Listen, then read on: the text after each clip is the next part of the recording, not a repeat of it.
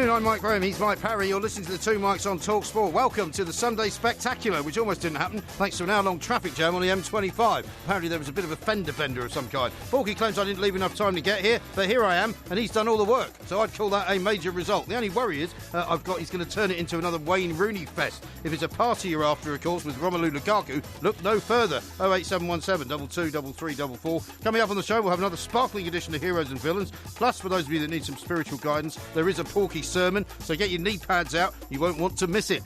You're listening to the Two Mics with me, Mike Graham, and Mike Parry on Talk Sport.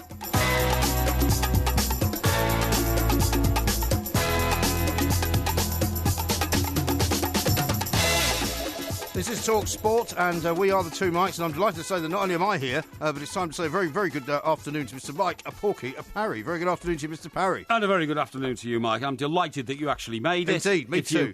If you could make preparations to turn up to do a show with me. Well, this is why I don't work on Sundays, you see. A little more precise next time we get together in the studio. This is the second time this has happened to me on a Sunday. Yes. Whenever I've come to work with you on a Sunday, which I've always said I wouldn't do, but we're going to be working every Sunday this month, aren't we? That's right, we are. Doing the warm-up, of course. That's right. The problem is that the traffic on a Sunday, for some reason, is always a lot worse. And really? It's not that you can deal with that if it's moving. But this is the second time. If you knew that, why didn't you put a safety barrier amount of time into your journey to the studio? Because don't forget, I've been sitting on the M25 for nearly an hour. Yeah, and I hope you enjoyed it. I didn't. I still got here on time, which proves that I put in a safety barrier. I allowed for it. Yes. But it's nonsensical, because what I wanted to do was get here about an hour and a bit early, wander out and maybe grab a sandwich, have a glass of wine, a cup of coffee, something like that. That's right. But I haven't been able to do any of that. Okay. So I only got here literally 15 minutes before the show started. Well, we're delighted you're here, and I hope the stress levels are going down. Thank you very much indeed for doing the handover alone. I was listening to it, in fact, in my car, which you pointed out, you helped me buy. I'm not quite sure what you meant by that. Exactly. Well, I gave you a steer in a direction, and I may very well be following down that road, but that's a story for later in the show. How's your car scenario going, Well, that's a story for later in the show. We're going to get there later. Now, remember in Fawlty Towers, John Cleese once said,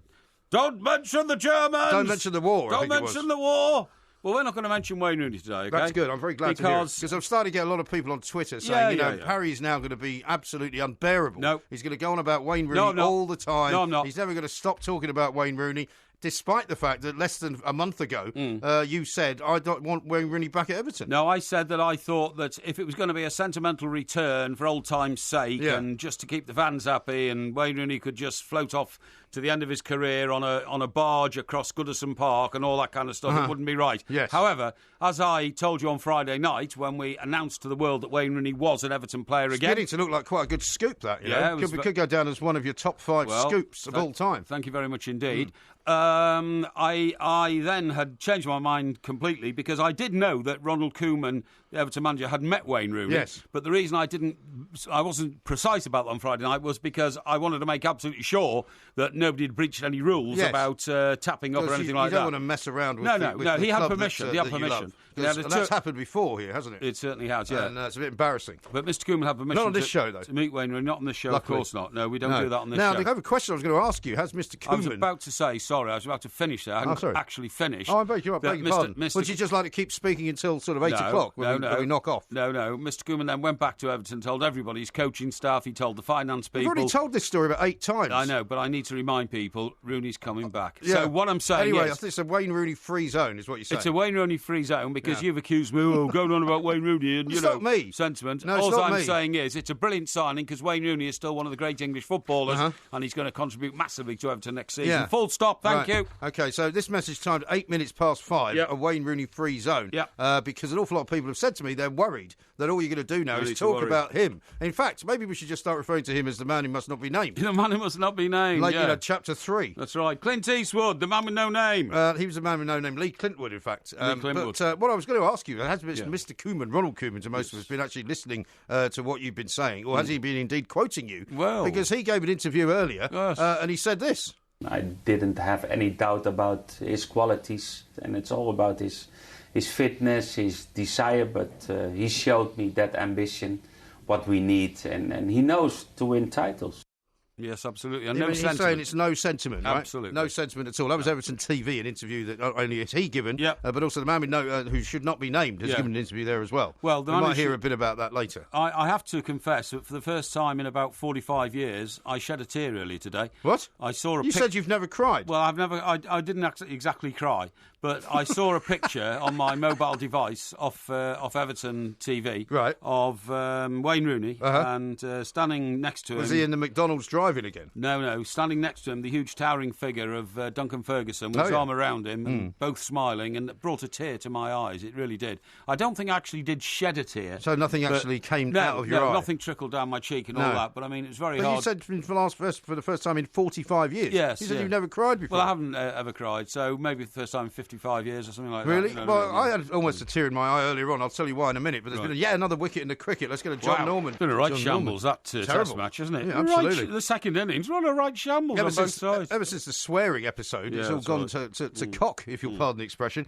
Yeah, now here's what almost brought a tear to my eye a little bit earlier on. I noticed, because it was drawn to my attention by one of our many Twitter followers, that you finally changed your profile on Twitter. Yeah, how have you managed to do that? Well, I didn't know how to do it. Yeah, I know. So then I went to my profile and I thought I'll try again. Yeah. So I pressed another button. Yeah. It actually said, if you want to change your profile, press this button. Very good. Which I'd not noticed before. So you've now done it. You've now said it's Porky Parry, half of the two mics with loaf-faced MG. I'm not quite so keen on that. Yeah. Find us regularly on TalkSport and at the2mics.co.uk. Yeah, how's that? Alliteration rules. Very good. I like it. That's great. Well, because people have often said, why does Porky not have the two mics on his Twitter? Well, somebody set up my Twitter account many years ago when I was working. I know exactly who that was, by the way. Yeah, for other organisations. But I'm not going to tell you who it was. And therefore I didn't think you could change it. But anyway, I sorted it out. So now, I've also changed my Twitter profile picture because a lot of people give me jip earlier on in the year. Okay. When I originally changed it. It was a picture of me backstage at the Hen and Chickens holding a bottle of Bollinger. Yes. People thought that for some reason that was kind of frivolous, right? So I've now changed it to a very serious looking picture of myself. And a tie, and where's all that from? That was when we were at Crystal Palace. Oh, was it? We were interviewing Mr. Parrish. Ah, right, okay, yeah. And somebody had taken that picture, and I just thought I'd put it out. It does look a bit serious, you know. It doesn't really represent the image of what we do. Well, we're serious journalists, aren't we? Well, we are serious journalists, but we're not serious all the time. Really? That's all I'm saying, yeah. Oh, okay, well, you think I should have something a bit more frivolous In fact, I tell you what, one of the stories I'm really looking forward to us covering this afternoon, and I've been banging on about this for months, if not years, is the amount of postmen who are getting bitten by dogs. Yes. It's becoming critical. Well, that's a serious story, It's a serious story. It's becoming critical. And I want to get stuck into this because we are on the postman's side. Yeah. Some of our most loyal listeners and followers are postmen because they have a fan. They do. Do you remember the two guys job. that used to come to the Hen and Chickens all the time to see us? I did. The two posters. One of them's retired now. And do you know where he's retired to? No. Northumberland. Northumberland. Yeah. Oh. And he was a North London boy. Really? So he must have taken your advice. He must take my advice. But we're going to get to the bottom of that before the end of the show. We certainly are. Now, there's going to be lots of wickets falling because, as Mr. Parry says, it's all a bit shambolic down there at Lord's. We're also going to have a Porky sermon for those of you who need a bit of spiritual guidance. We'll be talking to Beaky up there. We'll be talking to Ben Hunt about the Formula One Grand Prix in Austria. Lewis Hamilton came in fourth, which was not a bad result for him, I suppose. Started eighth. And we're going to do a listography, I think, as well. We certainly are. So by all means, hashtag it, listography, and give us a few ideas for that. Tweet them at the two mics, at Mike Parry 8 and at IROMG. We are the two mics as a TalkSport.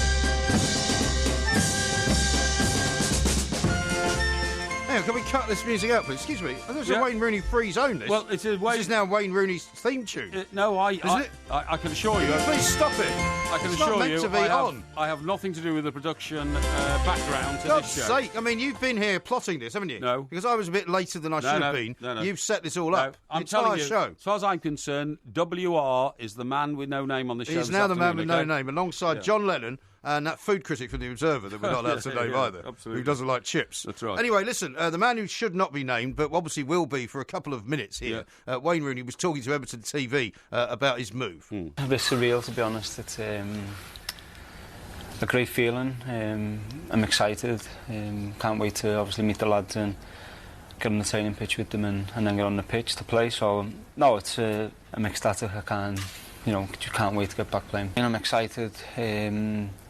And I'm excited by the signings the club have made, and I think the club moving forward, and I think this football club deserves to.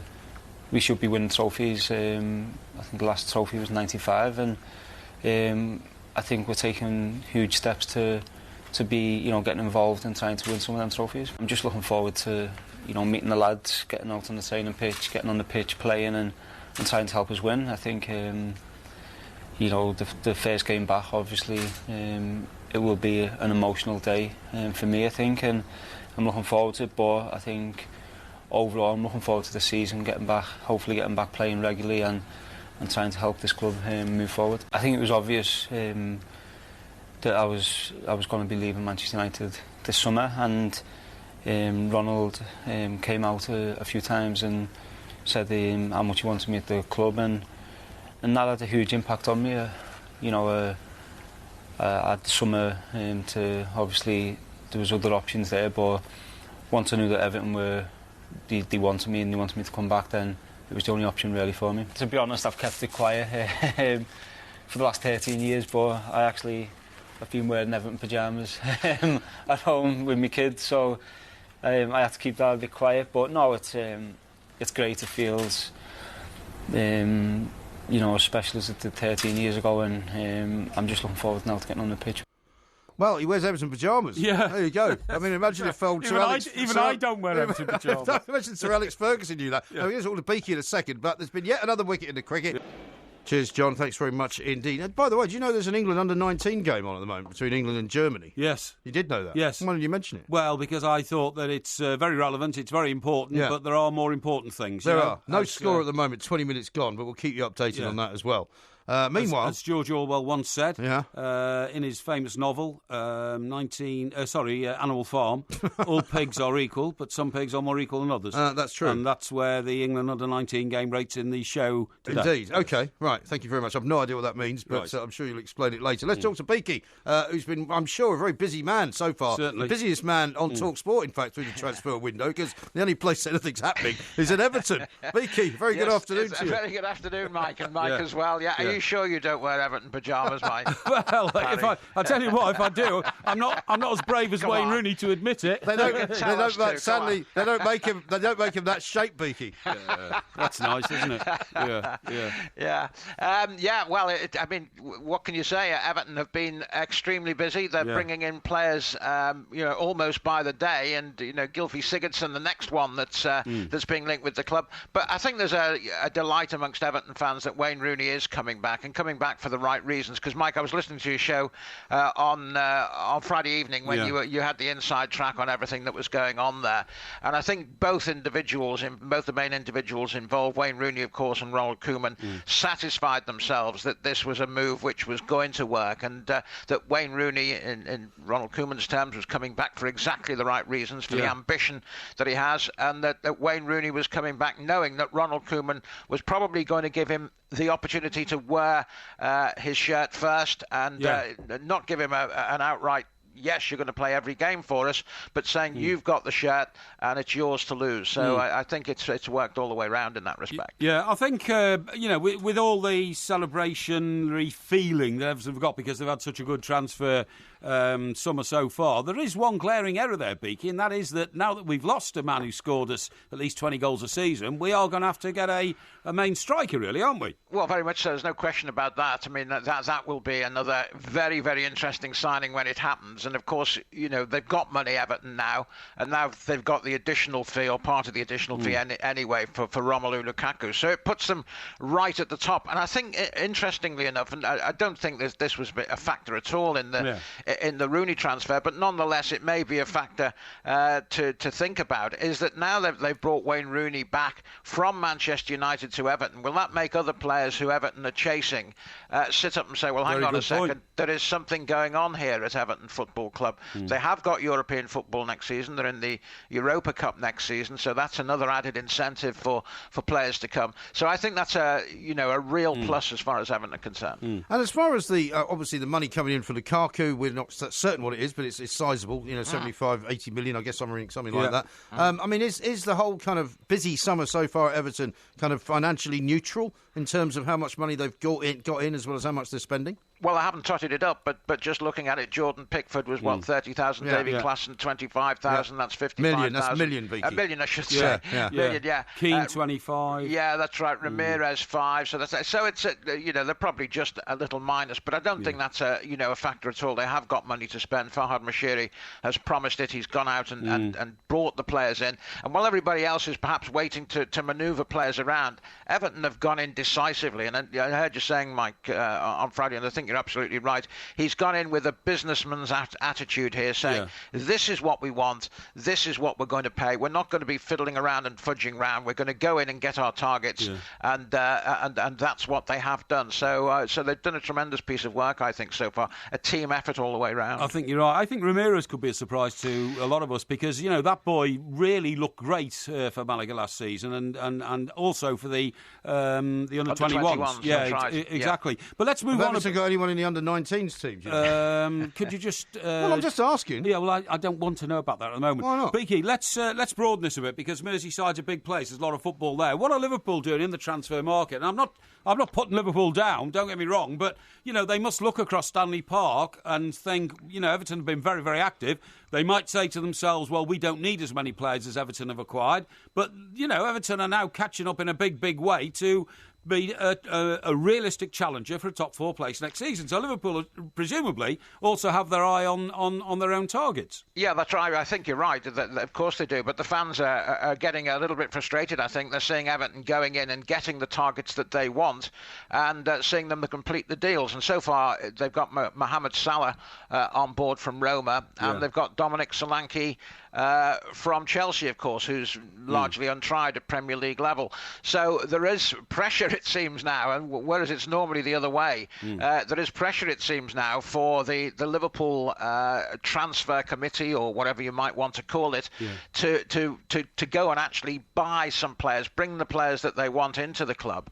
And that pressure is coming from across Stanley Park right at this moment, which is totally different. And it could be very interesting because it could well be that they'll both be fighting for a similar sort of player. We were talking about another striker just a few moments ago, and Everton will want another striker. They'll want a player who can guarantee them, in inverted commas, 20 to 25 goals a season, as well as bringing in players in midfield who will add to the goal-scoring roster as well. So, that is the pressure that Liverpool are under right at the moment. That's right. And what about, in general, who's chasing whom? Because, we've heard about Chelsea. It looks like they've lost Lukaku. They're going to be after someone. By the way, he's made a terrible start to his United career, hasn't he? Getting lifted by the cops in LA for being noisy. For not turning down his music about 6 times in a row. Yeah. About on the 3rd time, even the most rowdy of people would go, OK, the cops have now been here 3 times. Yeah. He's lucky he didn't get shot, to be honest. They're not known for their sort of leniency. No, that's the right. Cops in Los Angeles. You fellas have lived there, but when you're pulled over by a cop or a policeman says, don't do that anymore in the United States of America, you're rather advised, I would imagine, to do exactly as they say. So, it's not been unknown for the cops to shoot somebody and tell them that they was running towards them with a weapon. That's right. And put the weapon in the hand. But anyway, luckily that didn't happen. But Giroud may be coming up to Everton, I suppose, from Arsenal. And we're hearing, of course, that Lionel Messi has just got himself a new contract. So £1 million a so week. He's not coming. £1 million a week. I would say to Porky, what if Manchester United or Liverpool offer Ronaldo £1,001,000? Maybe we're getting back in the Premier League.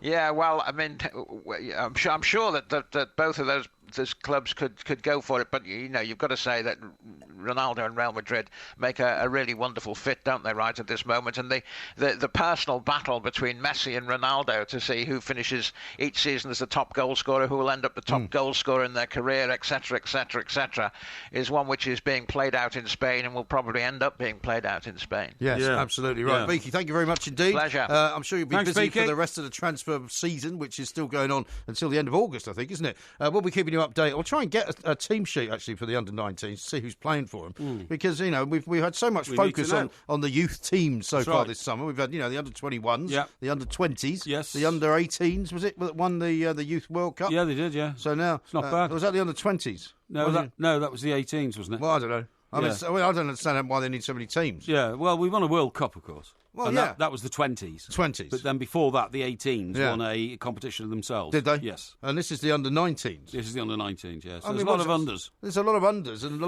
lot of players that we've never heard of that are never going to get to the Premier League. A lot of Can we unders. make sure we don't have another argument about whether any of these players will ever play in the Premier League, please? Exactly. Also, I'd like to know if anybody wears the football club pyjamas, because Porky's admitted he does not wear Everton pyjamas when he's in bed. We want to know whether you do. I've got this from Graham in Ormskirk. He says, I wear my York City strip to sleep in. No. I don't think they do pyjamas. No. Sleeps in his York City strip. York City aren't even in the Football League anymore. Well, that doesn't mean you can't support them. Well, I mean, you can, but... Why wouldn't you? Well, you're wasting your life a bit, aren't you, in supporting Surely something that, like York City? That's not... No, that's... What are you saying? That if your team's not in the Premier League, you're not supposed to be supporting them? Well, not really. I mean, some teams outside of the Premier That's League a shocking worth thing to supporting, say. obviously. But, I mean, you know... Well, every team that has supporters is worth supporting to the people that support it. I remember once, Carl Sholton is near me, and I think it was... I might be wrong here, but I think Graham Roberts was involved, you know, the former Spurs player. guy, yeah. That's right, yeah. And so I went down there, you know. It's a crime capital around there, isn't it? No, I mean, everywhere you've got a place, there's a crime problem. No. Gosport is now the crime centre of Britain. But anyway, and it was all standing, apart from about 140 seats or something. And obviously, I wanted a seat. Of course. But to get to the seats, you had to pass the what they sort of largely described as the souvenir shop. And in the souvenir shop, there were 3 pencil cases. Right, any pyjamas? No pyjamas. No. 3 pencil cases, 2 scarves, and a hat, right, which had Carl Sholton written on it. That was it. No, but that's the, that's what you refer to as the magic of the FA Cup and all that sort of thing. I suppose so. Yeah, but not something that I would get involved in myself. Okay. I admire all these people. I've spent my life supporting Darrowby Rangers or something like that. But it would do nothing to me, nothing at all. Really? No, I just couldn't get there at all. I couldn't get my head around it. Okay.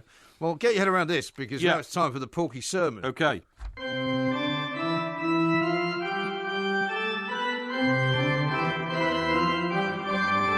I've got a great passage here. This is for those of you who haven't heard it in the past. The Porky sermon is where I read a passage from the good book, and Porky will then interpret it into the modern language in the modern world. Well, I'll tell you what it means for people in everyday life. Yes, and this one has been chosen from Kings 2, chapter 23. Sorry, verse 23. Yes. Chapter 2. And I'll tell you what, it's very modern. This one, it's been picked totally at random. Okay. Here it goes. Then he went up from there to Bethel. And as he was going up the road, some youths came from the city and mocked him and said to him, "Go up, you bald head! Go up, you bald head!" So he turned around and looked at them and pronounced a curse on them in the name of the Lord. Right. And 2 female bears came out of the woods and mauled 42 of the youths. And here endeth the lesson. Right, okay. So, I mean, I know the what youths, this is all about. The youths got it. Yes, I know what this is all about. This means that have self-belief and don't yield in the face of opposition or mockery, okay? Yes. So then he went up from here to Bethel. Bethel, of course, in this respect, is the peak. Right. It's the absolute pinnacle of where you want to go in those days. I'm sure there's a place in America, like in Connecticut, called Bethel, isn't There's there? plenty of places called Bethlehem, aren't there, in America? Yes. So there's Bethel as well. Yeah. So it says, and he was going up the road, some youths came from the city and mocked him, right? This is all about you have to stand by your beliefs. Yobbos. Now, I've always stood by my beliefs in life, okay? I will not be turned. I will not be told that something that I'm thinking is wrong because other people say it's wrong, okay? Yeah. It's a very, very modern parable, this. Yes. That if you stick with what you believe, you will get through life. They said to him, "Go up, you bald head." Yes. Now, he probably didn't have a bald head. Really? Yeah, in those days, what happened was, because it's very, very hot out there in Damascus and places like that, when Damascus was like a biblical town, not the scene of a civil war, which it is these days, you know what I mean? Yeah. So it doesn't really have much Still relevance probably about just as hot as it was. Yeah, it would be as hot. And Yeah. what they used to do is used to cut all the hair off because it was very, well, you used to get like disease and animals living in it and all that kind of stuff in those days. Animals? Yeah, like flying ants in the sand and all this kind of stuff, you know what I mean?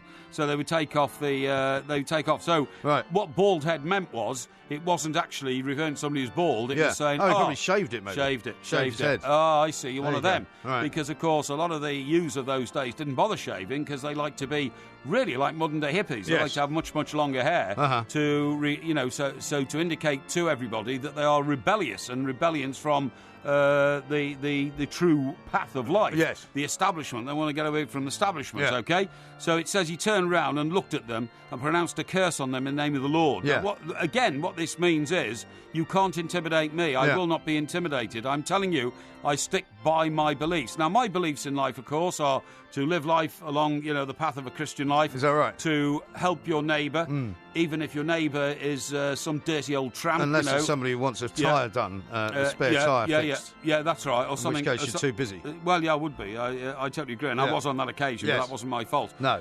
Pronounce the curse in the name of the Lord. And now, this thing about 2 female bears came out of the woods and mauled 42 of the ewes. Yeah. They weren't actually bears, weren't they? Well, there aren't any bears around in Damascus. Right. And so what it really meant was that the will of goodness was suddenly apparent to everybody. And 42 of the ewes were not mauled and smitten. No. They were actually put to the intellectual sword. You're starting to get a very funny look on your face. No. Put to the intellectual sword of rethinking their way of life. Beatified. Not quite beatified, but you know what I mean. What they were saying was what this parable means is that if you open your mind to what other people who are doing it right are doing, you can do it right yourself. You only need a bit of persuasion. No female bear is going to come out of the wood and maul you. I don't know why they think there were female bears. Because generally speaking, bears walk around in couples, a male bear and a female bear. You don't usually get 2 female bears. Don't you? Well, maybe it's an unusual day. And more 42 what it meant was 42 of the ewes, and there must have been a lot of ewes around, by the way. I mean, Damascus in those days, it seems, must be a bit like Hamburg today. Yeah. You know what I mean? An awful lot of people getting together and trying to cause trouble. Does it?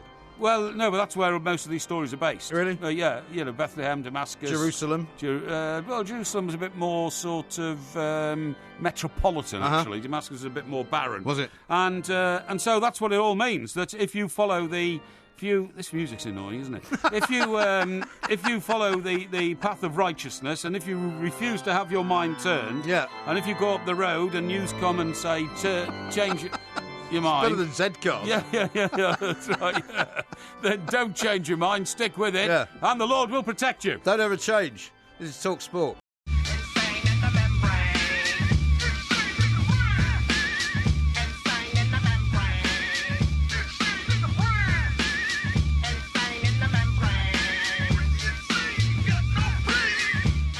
Talk Sport, we are the 2 mics. Wendy sent in a panicky sort of tweet in which she says, bloody hell, I've missed an hour of the show. Not quite, Wendy, you've only missed 45 minutes of it. Yeah, don't worry. It's been very good, though. You may have to go back to listen again while the news is on. However, we are about to talk about the first Formula 1 over in Austria. Ben Hunt is the Sun's Formula 1 correspondent. How about this, though, from the cold end, who has tweeted this. Disappointed to hear Mike Parry talking about non-league football and that it's not worth supporting smaller teams today. No, I didn't say that. I just said that, sometimes you can give 40 years of your life to a non-league club and actually nothing ever happens during those 40 years. Well, there's nothing wrong with that. Well, I think you've got to have some ups and downs in Wayne Rooney, your life as the man who must support. not be named. Must not be named. Saying that, we, as he's now calling Everton, haven't won anything since 1995. Yeah, that's right. So, you've been wasting your life since then as well, haven't you? No, I haven't. No, because I was lucky enough to live through spectacularly successful periods of Everton's history. But that's another story. Yeah, we're not talking any more about that. We're not. Let's talk Formula 1. Ben Hunt is here. Yeah. Ben, a very good afternoon to you.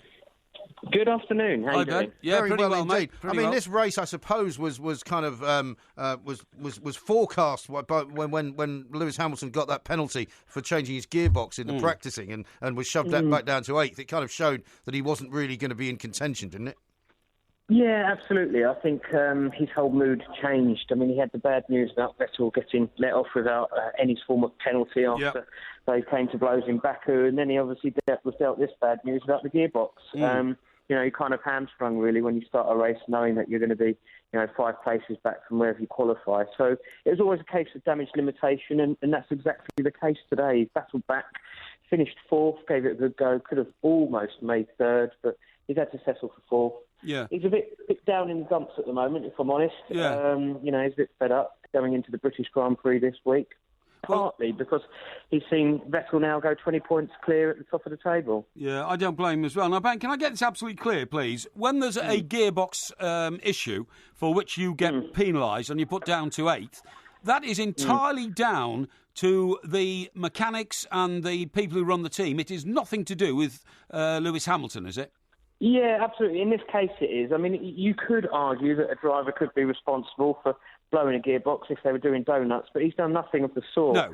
there is a suggestion that the team should be punished rather than the driver. Well, I was about to say that to you. Shouldn't then the penalty go to the Constructors' Championship table and not to Lewis Hamilton's ability to pick up points for the World Championship? I would agree with you 100%. And funny enough, I put that question to Toto Wolff, which is Lewis's boss at Mercedes. Yeah. He agrees. He said, I'd like to see penalties be done away with. As long as people don't take advantage, he said, I'm fed up in football. We're getting this stage where every decision has to be 100% right. And we all know that, being in the pub on a Monday or Sunday evening or whatever, and that's what you chat about with your mates, isn't it? The decisions that get away. And I have to say that I agree with him. I think that it's becoming too technical. I mean, I suppose they argue the fact that there's too much money in it now for it not to be the right decision. But, it is a shame. It seems to have cost him here. But if I was Lewis Hamilton, Ben, the minute that penalty was imposed and you're back to 8th on the grid, I'd have gone and ripped off the head of the man who's in charge of gearboxes at Mercedes, because there must be one. Well, that's a bit of a violent streak. No, I'd go and I'd pin him up against the wall, right, and I would threaten that if it ever happened again, I would switch his lights out, because what a terrible frustration for one of the world's great drivers to be told, because of a technicality, mate, you're going back to 8th. I know, the line they always toss out in the F1 is that it's a team sport, and you do have to remember that it is a team sport, as tough as it sounds. Yeah. Mercedes employ around 1,000 people to get that F1 car on the track and running around. So, it's not a single man responsible. It could be any number of failings. Incidentally, the team obviously have ruled out the fact that it was nothing to do with Vettel bumping him up the rear in Baku in that gearbox. So, that's been clear. So is he feeling, it doesn't take much for Lewis Hamilton to feel sort of put upon and paranoid and say that the world's against him. Presumably he feels even more like that now, doesn't he? Well, funny enough, actually, he's come out initially. He was very downbeat when he spoke to the TVs, but we get a second go with him, and he sort of, the dust has settled. He's looked at the result and thought, actually, it's not too bad, and he's actually sort of apologised somewhat. He said, forgive me for being down in the dumps, but it's actually because I care, and if I didn't care, then you should all be worried. Sure. So, we can't take emotion out of this sport. I mean, it's brilliant, isn't it, when we see, the likes of Lewis and Sebastian going at each other, and it would be wrong to dial that out, I think. So, he's put his hands up and said sorry for moaning, but, it's all good, really. Yeah, indeed. Now, what about the British Grand Prix? Because there's been a bit of action coming backwards and forwards. We keep hearing that there's a possible, break in the contract coming up. Silverstone and the British Racing Drivers Club are not sort of happy about what's been going on. And what is it all about? And how is it going to affect the British Grand Prix? Yeah, well, how long have you got? Yeah, exactly. The deal is that they signed a multi-year deal. I think it was till 2027 in 2009, and they agreed that under the previous regime with Bernie Ecclestone. And for your listeners, what it means is you pay a fee, usually about £12 million, to host the Grand Prix. That's what you have to pay. But Bernie, we put in the contract, it went up by 5% every year. So, of course, you have to sort of either increase ticket prices or increase the seats. And Silverstone are just finding it harder and harder to pay that fee. That's really the problem. So they will want to exercise a break clause in their contract, which means that they can stop hosting the British Grand Prix after 2019, which I believe they're going to do on Tuesday. What they're actually going to hope to do is then do a new deal with the new owners, which are Liberty Media, which will then see the British Grand Prix go back to Silverstone, but obviously under better terms. Yeah, well, when you say better terms, the whole business these days, Ben, is whoever comes up with the biggest offer with the biggest money in emerging economies around the world are going to get the races, aren't they? Yeah, well, this is it. I mean, Silverstone's quite a unique race in the sense that it's a private race. It's the BRDC you mentioned before that actually pay for it, whereas when we go to Azerbaijan, when we go to Russia, it's always the government that stumps money. Yeah, absolutely. Well, this is the problem. I mean, we were here. I was listening to somebody who was representing the BRDC a bit earlier on TalkSport, who was saying, the thing is, we don't get any help from the government, and I think it was Sam Massabase who said to him, well, in this time of austerity, you're not likely to get any money from the government. No. I mean, motor racing is one of the Formula One anyway, one of the richest businesses in the entire world. Yeah. Why can't they just give up the money? Yeah, no, I mean, this is exactly the case. I mean, it's bizarre when you have a situation like Monaco, which doesn't pay a single penny to stage the race. No. And then you've got the other end of the spectrum where Azerbaijan are paying £68 million or something. Yeah, that's right, yeah. To host. But you just couldn't take Monaco out, and in my view, the British Grand Prix should be in the same sort of cachet, you know what I mean? You know, there are certain races. There are certain races you just don't take off the calendar. That's right. I don't think it's all doom and gloom. You know, while they're activating this clause, I think that there's a conscious effort from Liberty Media that they realise that Britain is the heart of motorsport. Yeah. We've got 7 teams based there, mainly all around Silverstone. So I think what you might even see is the fact that they may even consider buying Silverstone for themselves. Exactly. And then, turn it into a better event for everyone. Yeah. And, I agree. That'd be fantastic. I agree. Get the dosh out and get in there. That's what I say. Dosh solves all the world's problems. Absolutely right. Although it doesn't solve all the problems for Lewis Hamilton. Just going back to him briefly, Ben. I mean, has he got the wherewithal to snatch it off Vettel this season? Well, it's only 20 points. It's less than one winning position. Well, I'm not asking you. Yeah, I'm telling you. I'm asking the Formula One correspondent of a national newspaper who might know a bit more about it. Ben? I think he has, yeah. I mean, the thing is with Lewis, what we've seen over the last couple of years, that he's quite tough mentally. Before he may have been rattled and thrown the toys out of the pram, but actually he's quite tough these days, and he's sort of taking it on the chin. So I would always say, yes, I think that he still can take the fight.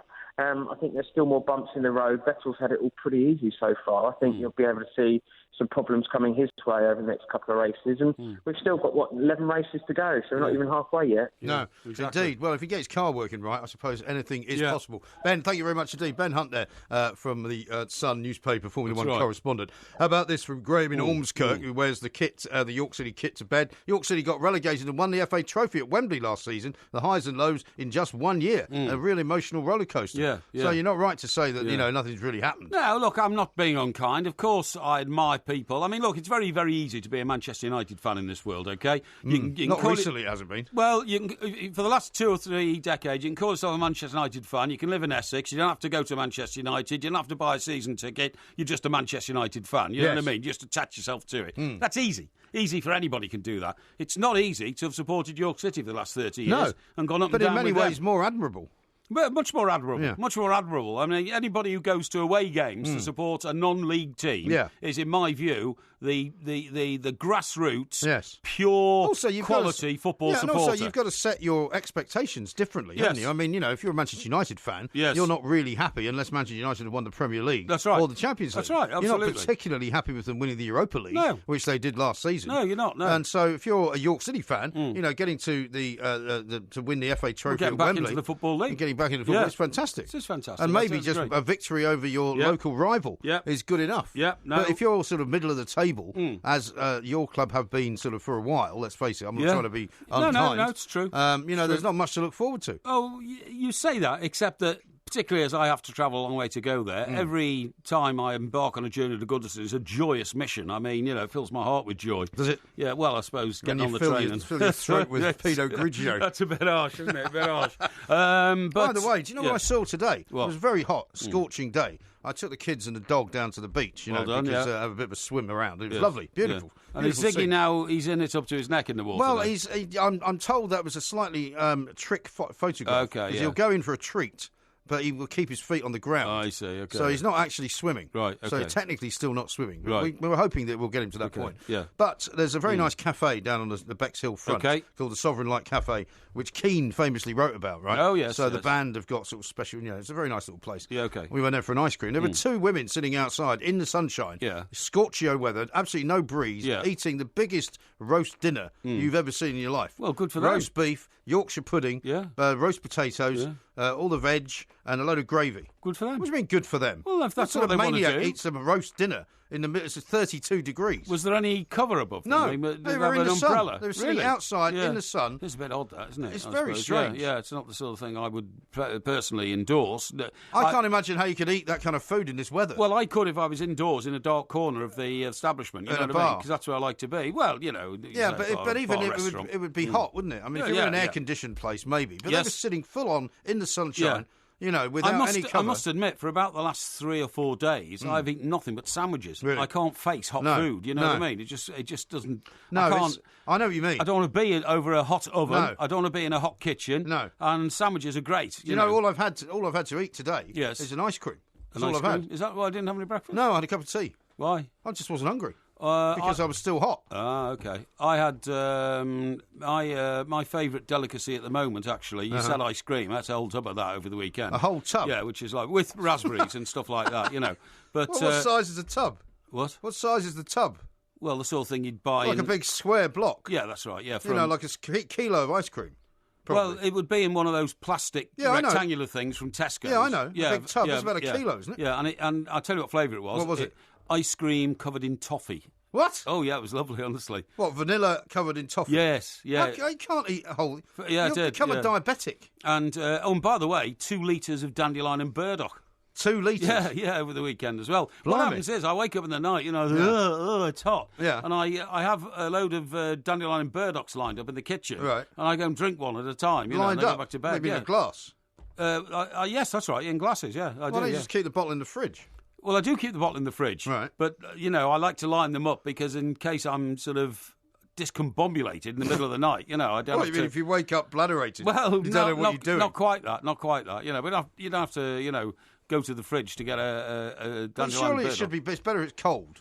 Well, yeah, I suppose so, but it doesn't matter that time of night. The whole idea is, I need rehydrating. You know what I mean? I knew a guy once when I used to work in that bakery, a Hungarian guy. He woke up in the middle of the night, as you say, completely sort of, wasn't sure what was going on. Yeah.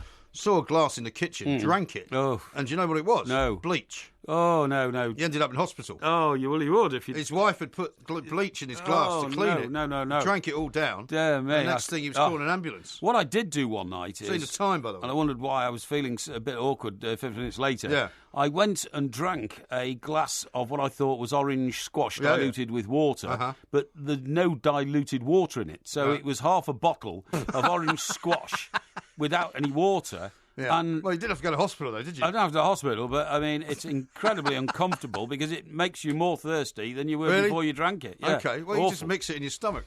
Well, yeah, I suppose so, This is Talk Sport. I'm on the Alka-Seltzer.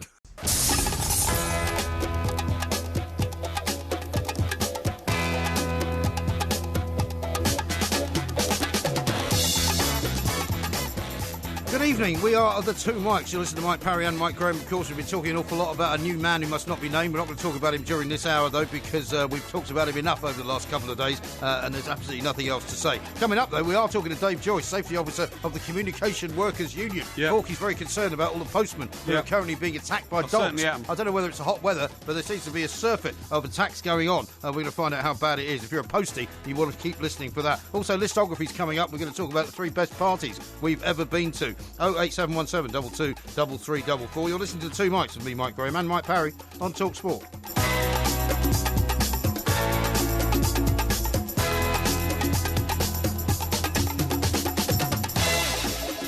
This is Talk Sport. We are the two Mikes. Lots more coming up. I think we're going to talk to Graham Hunter a little bit later on in the show as well about that Lionel Messi contract. Because you did say, and I'm slightly disturbed by the fact that you're kind of on the ball, hitting a bit of a groove at the moment. Yes. You know, you released that information on Friday night about he who should not be named going to Everton. Yeah.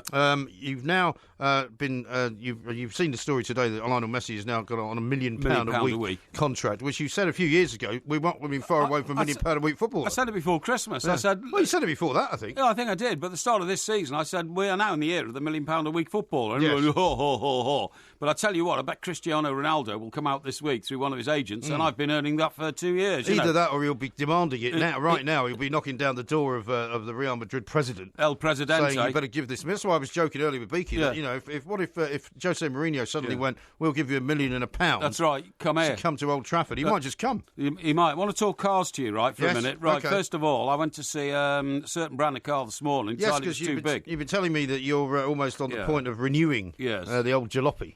No, it's not an old jalopy. It's my sports fastback. Well, why are you getting rid of it then? Well, I'm not getting rid of it, but it's starting to do my backing because of the seats. So I thought I'd go and get a a luxury. Well, you need a 4x4, saloon. a nice big car. Well, I went out to sat in one this morning. Yeah. It was called an X6 BMW. BMW, yes. And it's so huge. I'm just not going to have it. It's like driving a lorry. I mean, it's massive. But once you get used to driving a car like that, you won't never go back. Well, when I walk to the back of the car, you won't believe it, but the peak of the boot, the bit that you know, start where the window begins, is at my nose. Yeah. It's such a huge car. I've never seen anything like it in my life. Well, you have to kind of. It's like when I had the Land Rover. That's why I had a step on the side. You have to step up into it. Yeah. It's like getting into a truck. Anyway, I'm thinking now about what I might do, so I'll have to do it. But anyway, look, because you were telling me you were going to get a sports car, which I didn't think was a good idea. Well, I've got to think it all through. But anyway, listen. Now you are the man who's beating the drums. Electric cars. Everybody must have an electric car. Okay. That's not what I said. And I said to you, how are we going to fuel these electric cars? A, we haven't got enough points to fuel them, and B, there's not enough electricity in the country. Well, there will be. Now, guess what? Guess what? Go on. The virtue signallers are out now, right? Yeah. And I knew this would happen. I've got an electric car, therefore I can break the law and you can't touch me. Oh, yeah. So listen to this, okay?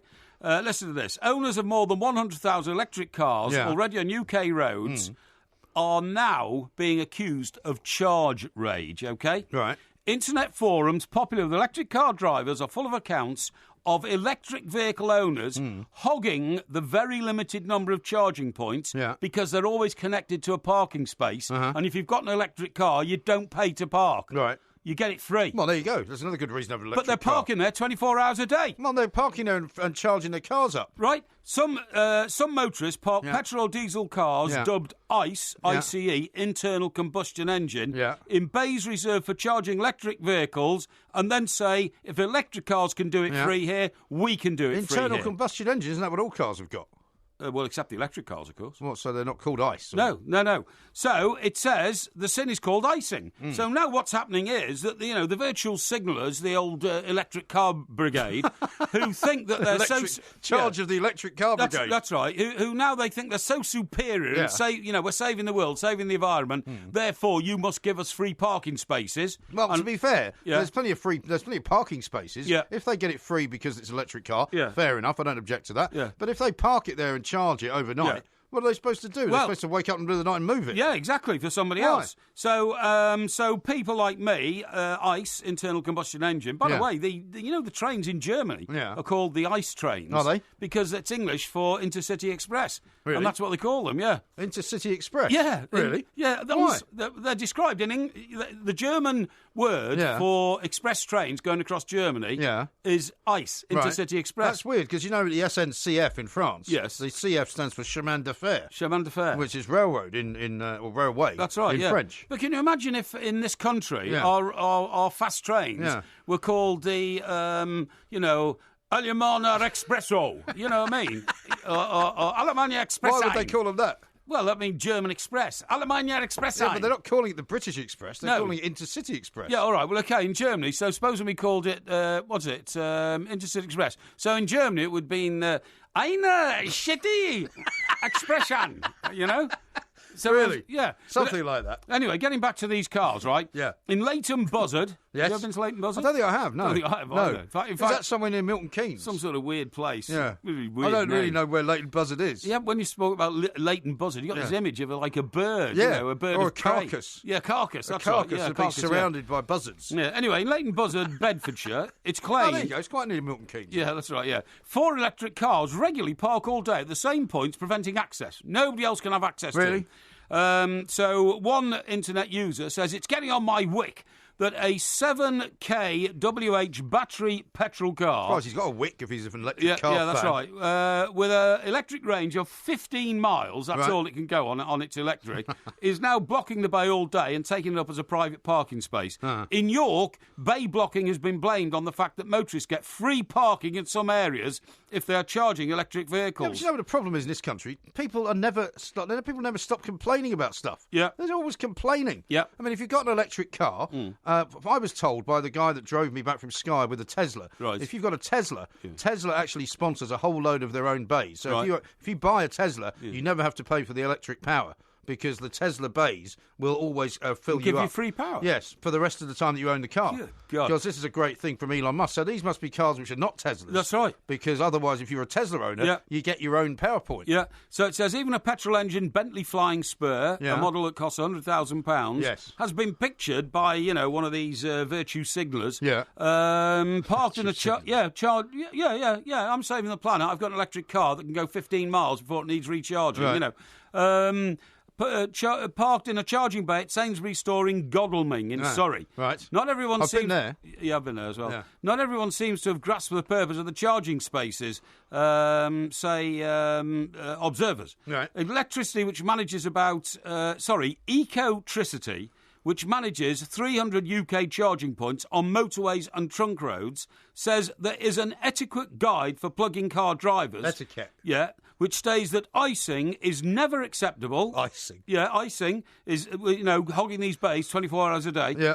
Is never acceptable, no matter how crowded a car park is. Is this not a bit of a storm in a teacup, this? No, It doesn't affect anybody. No. Nobody cares about these people. No. Now, did you know there are 13,025 charging points? You see? Do you remember we had this row the other night? You said, I've never seen more than 2. No. There's only 2 in the whole of London. Yeah, hang on. There's 13,000. But they're only at 4,537 locations in the UK. So that's quite a lot. No, that takes it down to like 3 at each location. You see what I mean? Right? What? 3 at each location. 3 in each location. 13,000 charging points at 4,000 locations. That's just about 3 at each location. Okay, you got it? No, I don't know. No. Well, you can't work it out, but I can. No, I don't know where you get that from. No, there's one charging point at each location. That's the point, surely. No, there's only 13,000 poles. Yeah. But mostly they're in clusters of 3 at 4,000 different locations. The 4,000 different locations will be towns. No. Right? No. They will be cities. No. So that you say, for example, London would be a location, wouldn't it? Listen, you haven't got it. Let me just finish this. Right. Now, this is according to ZapMap. According to ZapMap, which is online database. I thought that's what they called the German train system. No, that's called the ICE. Intercity Express. You will get on our train. That's Dutch. They have ways of moving around. The department. So I called up the Department of Transport, and they said future laws will dramatically improve. When did you call the Department of Transport? Just now? No, I got somebody to do it for me. Oh, okay. Department of Transport said future laws will dramatically improve access to charge points. Okay, really? You got it. Yeah, I'm really pleased you told me that story. Good. Virtue signalling with your electric car. We're fighting back, us ice warriors. Ice warriors. Unbelievable. How about this? There's been a goal. Combustion engine rules. There's been a goal in the England under-19 game. I'm not sure who scored it, though. Very weird gloves the goalkeeper's wearing as well. Yeah. Oh, sorry. I thought we were about to go over and talk to our correspondent. No, we haven't got one there. Oh, right. Okay. Nobody knows where it is. All right. This is Talk Sport. Where is my mind? Where is my mind? Where is my mind? This is Talk Sport. John says this, the ICE, brackets Intercity Express, is a high-speed train that connects all major cities in Germany with speeds of up to 300 kilometres per hour. Yeah, that's right. Yeah, Discovered Germany and neighbouring European countries at high speed. No, it's true. And by the way, they're fantastically appointed. The bathrooms on those ICE, right? You honestly, you would easily saw it off the engine and take it out, saw it off the train, take it home and install it in your own house. They're the bathroom from the train? Yeah, honestly, they're magnificent. They're not like cramped little closets that we have in this country. You wouldn't do that with the trains here, would you? No, you wouldn't. No, honestly, they're not cramped little closets or anything like that. They are footed out. You know, sometimes you go to like Cheltenham, places like that, and they bring in the mobile loos, but they've got like executive ones, you know what I mean? Yeah. With basins and floors. They're just like that, honestly. They're absolutely amazing, yeah. Very nice. Well, we'll talk some more about the German trains later, because right now we've got Dave Joyce here, who is the safety officer of the Communication Workers Union, who represents post office postmen and the dangers they face with all these dogs trying to bite them. Dave, a very good afternoon to you. Good afternoon. I suppose I should say it's kind of early evening now. I hope we haven't disturbed your Sunday, because it is very, very nice out there. Listen, it's is it because of the heat? Is it something that happens every summer? Seems to be a bit of a spate of attacks going on.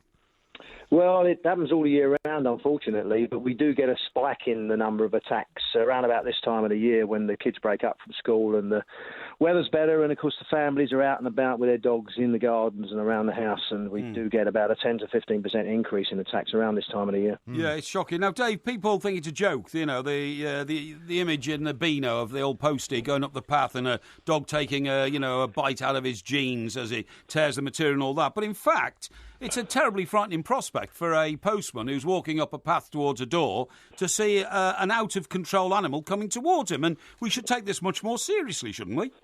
Indeed, the Dennis the Menace and Ganasha comic cartoon caricature images of postmen being chased by dogs is an image that unfortunately has been built up falsely over the years, but in reality we're talking about a very terrifying and in fact in many cases life-threatening situations which occur daily across the UK. 7 postmen and women are attacked every day, 15,000 in the last 5 years. The scale of this is huge and it's a big problem for us. Yeah, now you see, here at TalkSport we know we've got a lot of postman followers, so you know we'd like to get involved to help in any way we can, perhaps by telling people to be a bit more considerate about what they do to control their dogs when postmen are around. Do you have a particular campaign in which you try to do this, and do you find that the public are at all responsive? Some do.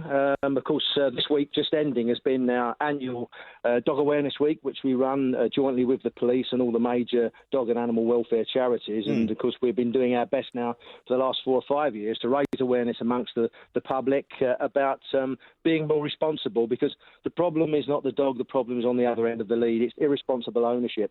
And there are some basic, simple safety measures that owners and our customers can take to avoid these attacks taking place. 71% of them occur at the street door or on the garden path. Now, you know as well as I do that we're in the age now of internet, purchasing, online purchasing, and of course that means more packets and parcels and signed for deliveries. We have to knock on the door more, get people to open the door. So what we're saying is simply put the dog in another room, secure the dog before you open the door. Don't let children open the door, because the dog comes barging past and that's where most of the attacks take place.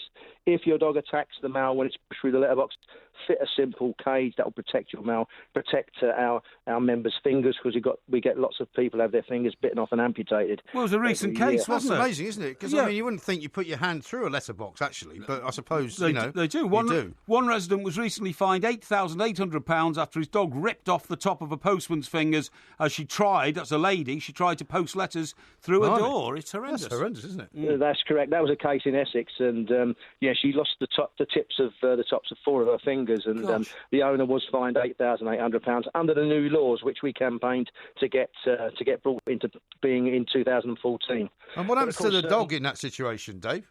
Well, the dog got a suspended destruction order in that case. I mean, in a lot of cases, the dog will be destroyed, or as in this case, it's got a suspended destruction order. Because, I mean, that's the other problem I think that maybe some dog owners don't understand. Because, I mean, I'm a dog owner, but you worry that, if your dog was to bite somebody, now there's a law that says that dog could be put down. And, I mean, nobody, no matter how horrible they are, wants to have their dog put down. So you'd think that they would stop it. Yep. Well, I mean, there's 10 million dogs in the UK. About 20 to 25% of the households own dogs. I own dogs myself, but the majority of those owners and the majority of those dogs are not a problem. Yeah. Unfortunately, there is a significant and growing number of owners who are problematic and don't control their dogs. Yeah. The new laws that were brought in, and I mean, this is another issue that we try to make sure the public are aware of. In 2014, the law was extended to apply everywhere. Before that, it didn't apply on private property. Yeah. So there are far more stringent and tough laws that apply if people allow their dogs to attack and bite people, even on their own private property. That's right. Now, shouldn't you campaign, Dave, to allow your members to carry a taser gun, not to the strength that policemen do to try and stop a human being approaching and hurting them, but something with a mild deterrent shock, which, would not harm the dog, but would certainly make it think again about approaching your members? We have tried that in the past. We've tried all sorts of electronic devices.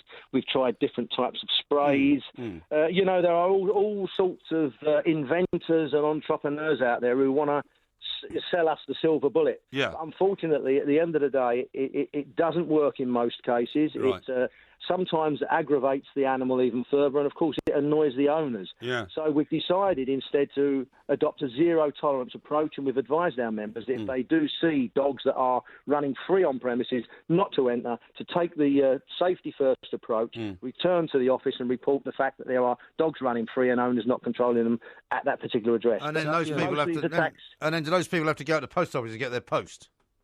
Yeah, what happens is that if we do get an address where we have an attack or we've got an owner who doesn't control their animal, then we will suspend deliveries. We don't like doing this, but we'll suspend them and they will have to collect their mail from the local caller's office until such time as we're happy that there's no risk existing. Yeah. Sounds like a good policy to me. Okay, Dave. Well, listen, thanks done, very Dave. much for alerting us to the problem. If you've got a dog, you don't want to let it go around biting people. Well, as I say, what you don't want is now that the rules are very well in place, you know, that you can have, the dog can be put down. Postmen provide such a vital service in this country, and the other thing is... They bring all your postman pork stuff apart from anything else. Yeah, well, exactly. They certainly do. And postmen don't use bikes anymore. Have you noticed that? No. Postmen... Well, mostly they've got these carts. The carts, yeah, but that's in the sort of metropolitan areas, though. Yeah. I mean, they still use vans and things. Yeah, of course they do. In rural parts of the country. Of course they do. Well, when a postman's on a bike, at least he has some protection from a dog if a dog's gone mad, because he can use his he can use his legs and his feet to boot a dog in the face and tell it and indicate to it that it should go away. When I had a bike when I was about 15, there was a corgi that used to live down the road from me, right? And every time I used to go past it, it used to run out of the house and chase me down the road. Yeah, well, you're a pretty obnoxious person, and the dog sensed that, I would imagine. You may say that, but actually, let me just finish the story. Yes, please do.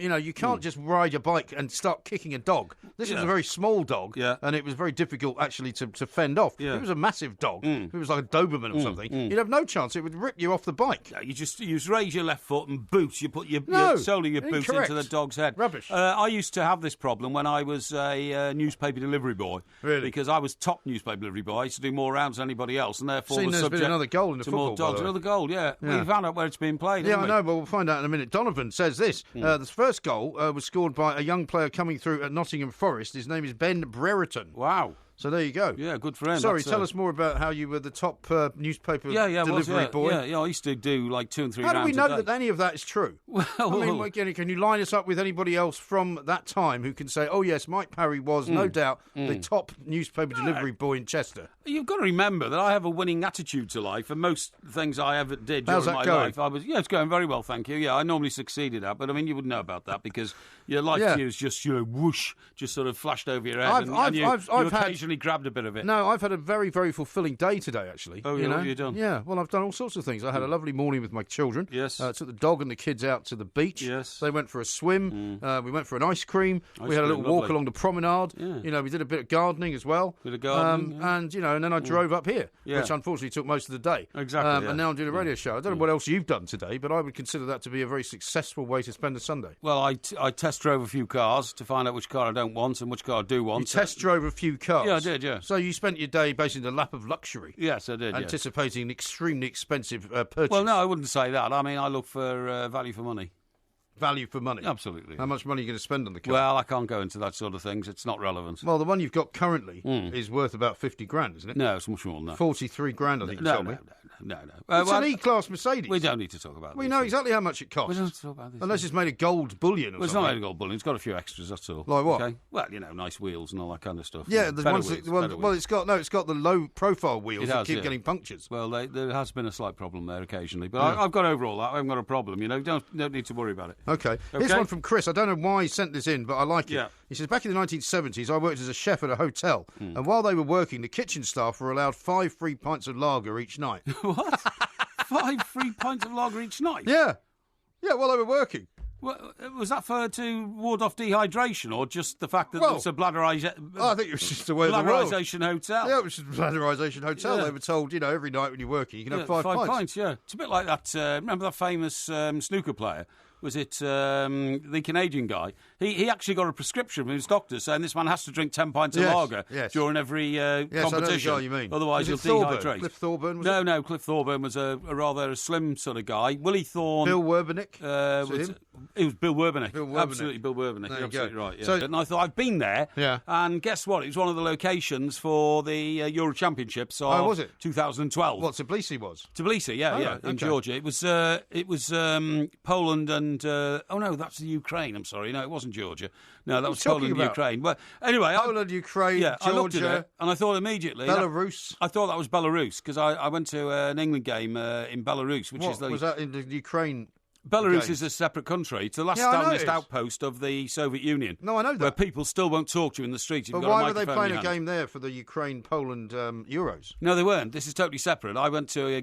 England were in the same group as Belarus in the qualifiers for something like probably the 2010 World Cup in Germany. South Africa. In South Africa, sorry, that's you right. Went to that one, didn't you? Yeah, I did. Yeah. And they're confusing this. And I tell you what, the game in Belarus, Joe Cole got carried off. He smashed his head, and I think was that. Are you sure about this? Yeah, I'm sure about it. Yeah, I know what I'm talking about. Yeah. Oh, yeah, Germany have scored. Oh, right. It's 2-1. 2-1. Yeah, they're rushing back to the centre circle. They are. They're getting very excited. There's only 15 minutes to go. 15 minutes to go. That's right. Yeah. But why did we not know this was going on? This under-19s tournament. Why should we? The Czech Republic are apparently in it as well. Yeah. Why should we? Other there's so many different tournaments going on these days. But why though? I wouldn't worry too much about it. Does this mean the FA? Do they have to pay for all these kids to fly out to Georgia then? Yeah, of course they do. Of course they do. It's really? It's part of the Football Association tournament. Right. Program. Okay. Part of the program. Now I got a nice message for you here from Rodney, who says a guy in my delivery office, he's a postie, got bit on the nether regions and nearly lost his family allowance. My God. The worst thing I hear from customers doing the post is, it's okay, it won't touch you. Yes. And I say no, it won't touch you. And then he also says it's great to hear you guys talking about dog bites on us posties. Everyone in my office in Belfast East listen to the show. Well, that's great. Thank you very much indeed. It is a concern. Now it's time. Do you know what it's time for? What's time? It's time for lithography. Right. It's a wine. It certainly does. They're saying that song. Certainly does. Now the choice that you made earlier, I can't remember who suggested it. It was the best 3 parties. That's right. We've ever been to. That's right. So, would you like to kick it off? Okay, I'll kick it off. This is where we describe 3 things. Well, we don't always have time for 3, depending on how quickly you tell the story. Okay, fine. Okay, well, I'll go first. Go on. My first one is your wedding reception in New York. It was fantastic. Nice thing to say. It was spectacular. The wedding took place in the cathedral, right? Yep. And, well, it was just a church, but I mean, it was a big church. Looked like a cathedral, that's right. And then we went back to our mate, what's his name? Bob Smith. Bob Smith's. He had a huge loft apartment. And the loft apartments in New York, you just buy the space and then you fit it out yourself, don't you? The bathroom, bedroom and all that. And they're just behind partitions, really. Yeah. So there's a huge area in the middle. And it was absolutely spectacular because everybody I'd ever known, really, in my time in America was there. It was a day of great joy, it really was. It was terrific. I met your sister for the first time there. I met some guys who were bankers down from Wall Street. I remember one guy, and it was the classic line. People kept sort of leaving the apartment and going across the road to the bar because it was so packed in Bob's place, and people going out for a cigarette and that kind of stuff, and came back with a guy who's a banker who worked with your sister because she works in the financial sector, and there's a bum sitting on the street with a sign saying, buddy, can you spare a dime? Yeah. And as we're walking past, this guy said quite seriously, this bum on the pavement, he says, do I look like a bank? and we walked on. But it was a spectacular day of joy. Followed the following day. I can't remember where we went. We went to somebody's place up the country somewhere, and we had a second great day of joyous celebration. A memorable day. Oh, excellent. Okay, well, my first one is going to have to be I'm not quite sure whether it should be the Piers Morgan wedding party or the Piers Morgan 50th party. Right. It's very good of you to say my wedding, so maybe I'll say his wedding, which I got invited to. I think it was around about 2012, 13, around then. I can't remember. Whenever he got married. Mm-hmm. And it was a beautiful house, which his parents basically owned, and he had bought the other half of it. Yes. So there was this massive kind of, he'd set up this massive Arab tent in the garden. Yeah. And there were people walking around with champagne. Right. There were people walking around with all manner of little goodies to eat. Sure. It was a sort of star-studded media thing, but it was also full of people like Marlene Klass and various other sort of wealthy celebrity types. Anton Deck were there. It was the usual kind of thing. And lots of people always tell me that Piers Morgan's a moron and he shouldn't actually have the right to broadcast anywhere. But in fact, he's one of my I wouldn't say he's one of my greatest friends, but he's a great guy. Yeah, he was a terrific boss when I worked for him at the Mirror. Yes, and I had a fantastic time. And I seem to remember I took a taxi back to the hotel I was staying in around about 5:30, 5:45 in the morning. Lovely. So it was perfect. Absolutely excellent. Totally off my face. My second one is of a sporting nature. I went to Rotterdam to see Everton win the European Cup Winners' Cup. That was in '85. That was our most successful ever year. And I lost a girlfriend because I took my girlfriend with me. Well, she didn't come back with you? Well, we fell out massively there because, I don't think she realised what she was letting herself in for. And we flew on a charter flight from Speke, as it was in those days. It's now John Lennon Airport, to Rotterdam. And the minute we got there, immersed in Evertonianism, Yes. Which she didn't know anything about. She came from a council flat in Bermondsey and was more Millwall than anything else. Yes. Didn't realise Nothing wrong with that, of course. No, nothing wrong with that at all. But she didn't realise the power of the movement she was going into. And I virtually kind of forgot about her being there. So when we got to, we had a huge celebration for the hours between sort of lunchtime on the day of the game, and I think England scored another goal. 3-1. Yeah. That's a good goal, actually. Brilliant, great That's goal. a great goal. So it was all drinking right up to the time of the game. Now, amazingly, because there were so many Evertonians in town, we got up into the stand, got our seats. But there were at least an extra 12 people in the row, that these people had bunked into the ground, you know what I mean? And when Everton scored and we won 3-1, every time I jumped up, she disappeared further and further underneath the seat. And she was actually left underneath the seats. What you mean, due to excess drinking? Well, no, to excess people in the row. Oh, I see. She couldn't get back into a seat. She was squeezed below it. Oh, right. And she was a lovely girl, and she was distressed because she couldn't get up because there were too many people around. And you couldn't get her out of that situation? I didn't know where she'd gone. I thought she'd left. I thought she'd gone back to the hotel or something. I didn't realise she was struggling. That's terrible. But anyway, we finally rescued her from under the seats, and we got back on the coach because we paid quite a lot of money for an executive package. So she'd really treated this woman. Oh, an executive package, including a coach journey. Yeah, exactly. Wow. Yeah. And we got back to the hotel and straight into the bar, and she lasted about 10 minutes and then slapped me across the face, told me I was a disgrace and a lout and everything else, and I didn't care because Everton just won the Company's Cup. Yeah. And I didn't go up to the room until about 5:30. She was in a very romantic mood. Yes. But I wasn't, because the only thing I was in love with at the time was Everton Football Club, and we didn't speak on the journey home. Dear me. And when you consider the journey home wasn't just the flight back to Speak, it was then a 200-mile journey down the M6 and the M1 back to London. Another coach? No, in my car, my car. Express company car, which was parked at Speak Airport. Oh, I see. And we never spoke. Dear me, did you ever see her again? Never, ever. Did she not work with you then? Yes, she worked in the Express, but she worked in a different part of the building. Right. So did you have to avoid her then for the rest of your career? I didn't have to avoid her, but she made it very clear very quickly that she was going to find another boyfriend to make me jealous. And who was that next?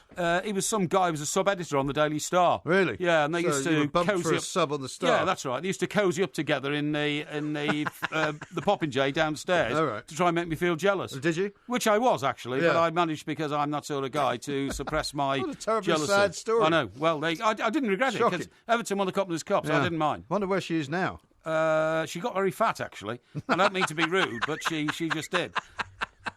Yeah. That's terrible. Yeah. Well, I'm going to say this, not because it was particularly, I would say, brilliant, but it was very memorable. Yeah. You might remember when the turn of the millennium, yes. i.e. 1999, let's party like it's 1999. That's right. I was invited to the party at the Millennium Dome. And the Millennium Dome... Is that the one that started 3 hours late? It started 3 hours late. It was an absolute nightmare, but it was a terribly memorable night. Everybody had to get on a Jubilee Line train and go to Stratford, where you got off the train, and then you walked up the stairs and over to the other side, where you would go through security and take a train back to the O2, right? The problem was that they only had one security arch, and they'd only invited supposedly, prominent people, politicians, newspaper people, broadcasting people, and the odd celebrity, And I luckily was able to sort of nip in early to the crowd because I sort of jumped the queue, basically. Because people, they had newspaper editors who were very important people in those days, waiting for like 3-4 hours in a line to get on a train. And so I think, ended up waiting about an hour. But the time we got there, it was about 11:15 at night, and they were shutting all the exhibits. And I had my kids with me, and they were looking forward to going inside the human body and all that stuff. And the highlight of the night, actually, and you'll get this, I'm not going to name him, but the highlight of the night was a national newspaper editor who was so drunk that as he was walking up the stairs, clutching 2 glasses of free champagne to try and find his seat before the show started, he fell flat on his face right in front of me. And, sort of sank to his knees. And champagne was Champagne wasted. went everywhere. His face was literally planted basically into the steps. Yes. And I had to help him get up. And he recognised me as I helped him. Which was why it was so delightfully funny. And we put those sort of things in our back pocket to use as evidence for the future. Indeed, yes. He's no longer in the business, but, I'll tell you exactly who it was. You can probably figure it out. Exactly, yeah. So have you got time? We got time for your quick third one? Yeah, got time for my quick third one. My quick third one was... It's 4-1 to England now. Yes, 4-1. 1. That's fantastic. Sessegnon has scored? Yeah, it was when I was 14. I went somebody called Sessegnon. Went to a party where there was alcohol for the first time, you know, and it was brilliant, you know, and I thought, I'm going to get This was when you were about 8, was it? No, it was about 14. And there were lots of young ladies there, you know what I mean? Yes. And I felt, right, It's a family show, this. Yeah, I know it's a family show, but I mean, I thought I'm going to get a grip tonight, you know what I mean? Grip? Yeah, you know what I mean? And I made a complete fool of myself because there were older people there. Yes. And what some joker had done is he'd got what was supposed to be a cannabis joint, and he was passing it round, you know. And if you're a big guy, and I thought I'm a big guy, so I took it.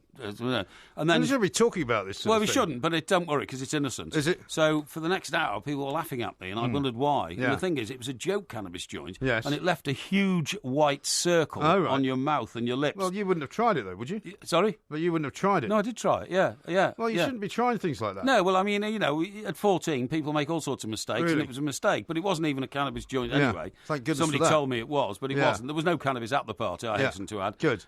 Just excessive drink. But I felt like I'd emerged into adulthood in those few How hours long at did it that take you to get the white mark off you? Well, I didn't notice it until I went to the loo, did I? And looked in the mirror. Sometimes it's like indelible ink. Well, I think it took a while, you know, but it was rather embarrassing, I have to say. Really? Yeah, I think I'm going to say my third best party, I suppose. It was at the house I went to of a guy in America. Oh, yeah. And it was a guy that actually was a member of my golf club. And I'm pretty sure he was in the Mafia. Yes. And he had a house up in a place called Pelham, which is where the golf club was. Yeah, Pelham. And there was quite a few members of the Mafia at the club. I know that because one of the guys who I used to see on a regular basis suddenly wasn't there for quite a long time. Yeah. And I asked one of his friends where he was, and he said, he's in Rikers. And I said, what? Yes. What's he doing? He's in Rikers Island. Yeah. And he'd been done for some kind of corruption case. Right, okay. Which had upset quite a few people in the FBI. Yes. And he'd been put in jail for about 3 years. My God. And when he came back out, they were all sort of giving him the kiss on the front tee, first tee and all that kind of thing. Yeah, sure. But we went to this guy's house, and it was like something out of The Sopranos. Really? You know, it was sort of swimming pool out the back. Yeah. You know, endless supply of booze. Yes. Some very dodgy characters. Yes. And some very weird-looking people, but all wearing loads and loads of jewellery. Yeah. The women all very dressed up like the good fellas. You know, I mean, it was one of those things where you just thought, I would love to take pictures of this. Yeah. But probably not a very good idea. Until you found you were sitting next to Jimmy the Knife. Well, it was all like that. Yeah. I mean, these guys were all had all, you know, looked as if they could do some very terrible things. They had nicknames, and they were all called Jimmy and Michael and, you know, Carlo and all that. It was like that, but it was tremendous. Absolutely fantastic way to spend a Saturday afternoon. Exactly. Anyway, that was Listography. This is Talk Sport.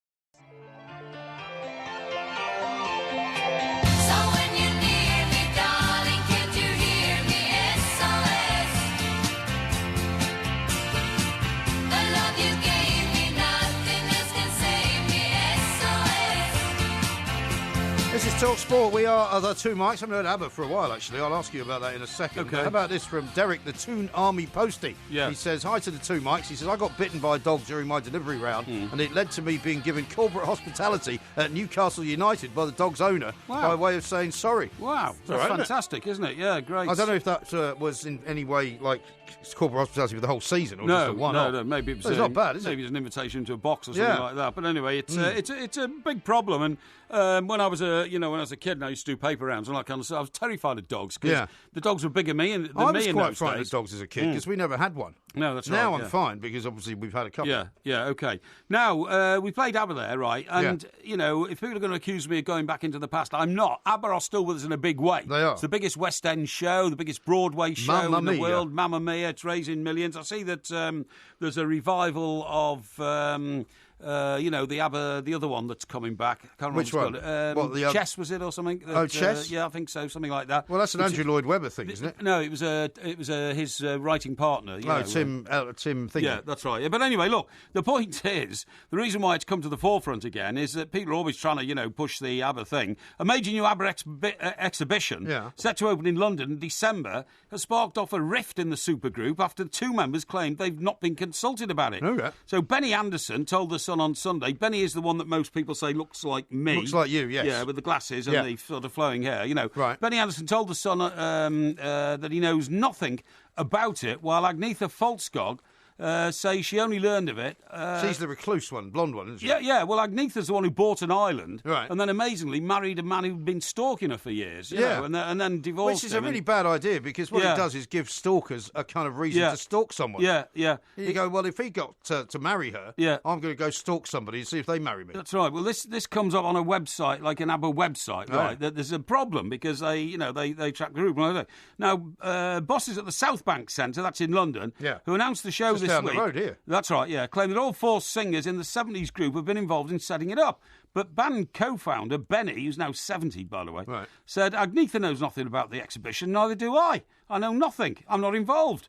I was never involved. We have nothing to do with the exhibition. When asked outside his Stockholm office why he's enthusiastic about the show, he said, because I'm not. Yeah. I've nothing to do with it. Well, I mean, does that mean it's not going to go ahead, or does that mean it is going to go ahead, but without his blessing? Well, it says the row may signal that a reported upcoming reunion of the group is unlikely. Only Born Ulvaeus, who's now 72, and Benny's ex-wife Frida Lindstad, who's now 71, provided quotes for the announcement on this website on Monday of the exhibition builds an immersive experience designed to shed new light on these cultural icons. Was there not a story a few months back which said that they were going to reunite for some reason or other? Yeah. And then everyone said, oh, no, they're not actually reuniting. It's going to be some virtual performance that's going to happen. Is this part of the same thing then? Well, I don't know. It says... this thing is done by the ABBA Museum that Bjorn runs. They asked us if it was okay years ago, and we said, well, yeah, all right, don't mind having a museum, that celebrates what we've done. But to be perfectly honest, I'm not interested in this. Meanwhile, Agnetha, who used to be married to Bjorn, said, I don't know much about the exhibition. I read about it. I know some of the other members will be involved, but I don't have time for these things anymore. I'm sorry, there's too much going on in the rest of my life, and no, I won't be going to the exhibition. However, South Bank Centre spokeswoman said every member of the group has approved the ABBA Super Troopers exhibition and will continue to be involved in its ongoing development. So, who knows what's going on there?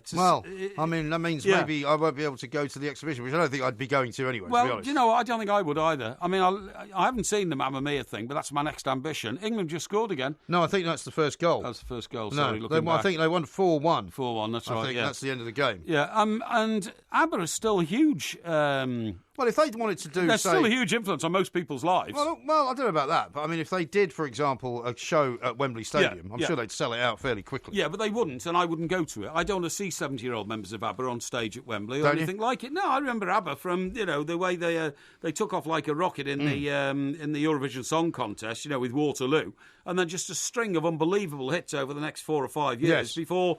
The internal marriages, because, each man was married to one of the girls. No one's married to anyone anymore, No one's married to anyone. They haven't been for years. No, right. Like decades. So she married her stalker. She married a stalker. And what about the guy that looks like you with the flowing hair? I don't know what happened to him. I know the other girl. Was he not married to the dark-haired one?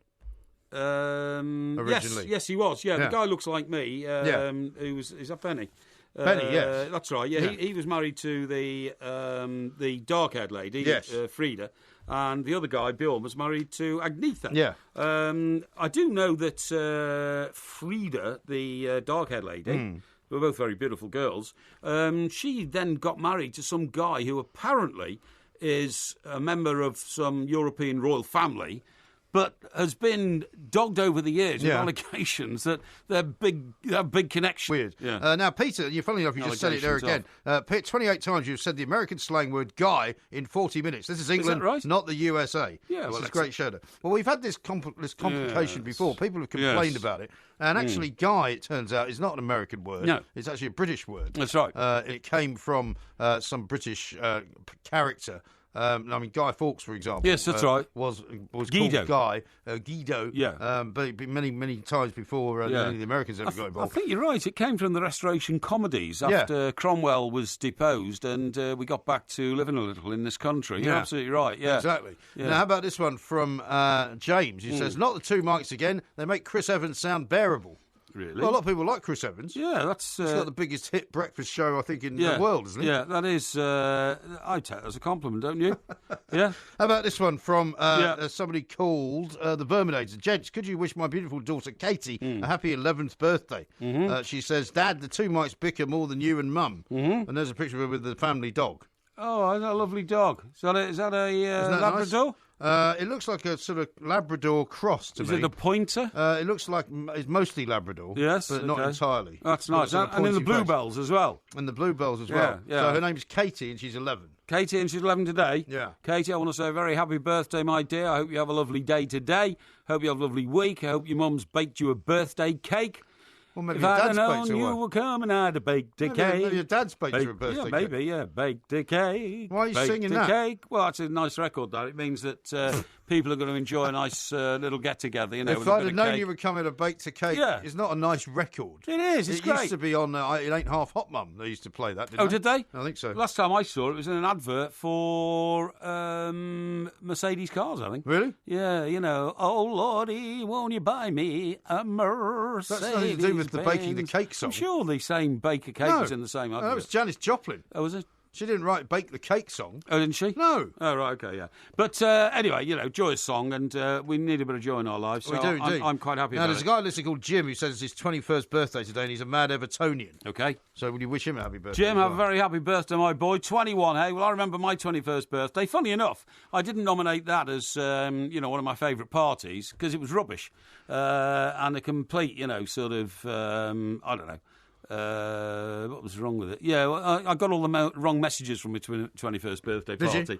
My girlfriend told me she wanted to marry me, and Right. now we're 21, I should propose to her. Uh-huh. It's never happened. No. And I realised that some of my mates who'd come without girlfriends were having a lot more fun than me. Yes. Yeah.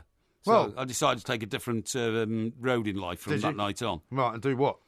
Be single again. Oh, right. Yes. Oh, okay. Because here's a guy called Sab. He says, Porky, you look like that bloke from ABBA. You should bring out a tribute band called Blabberation. Collaboration. I love it. That'd be It's good. a great idea. This is Talk Sport. It is.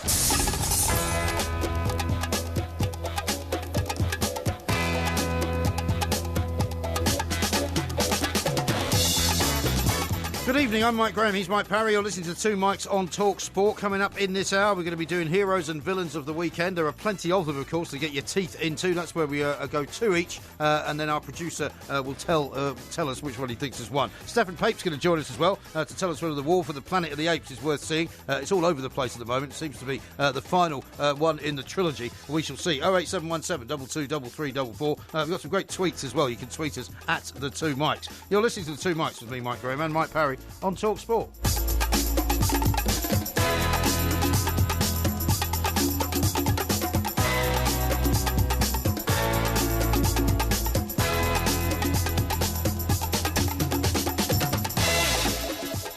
Here's one from Nick, which I think you'll quite like.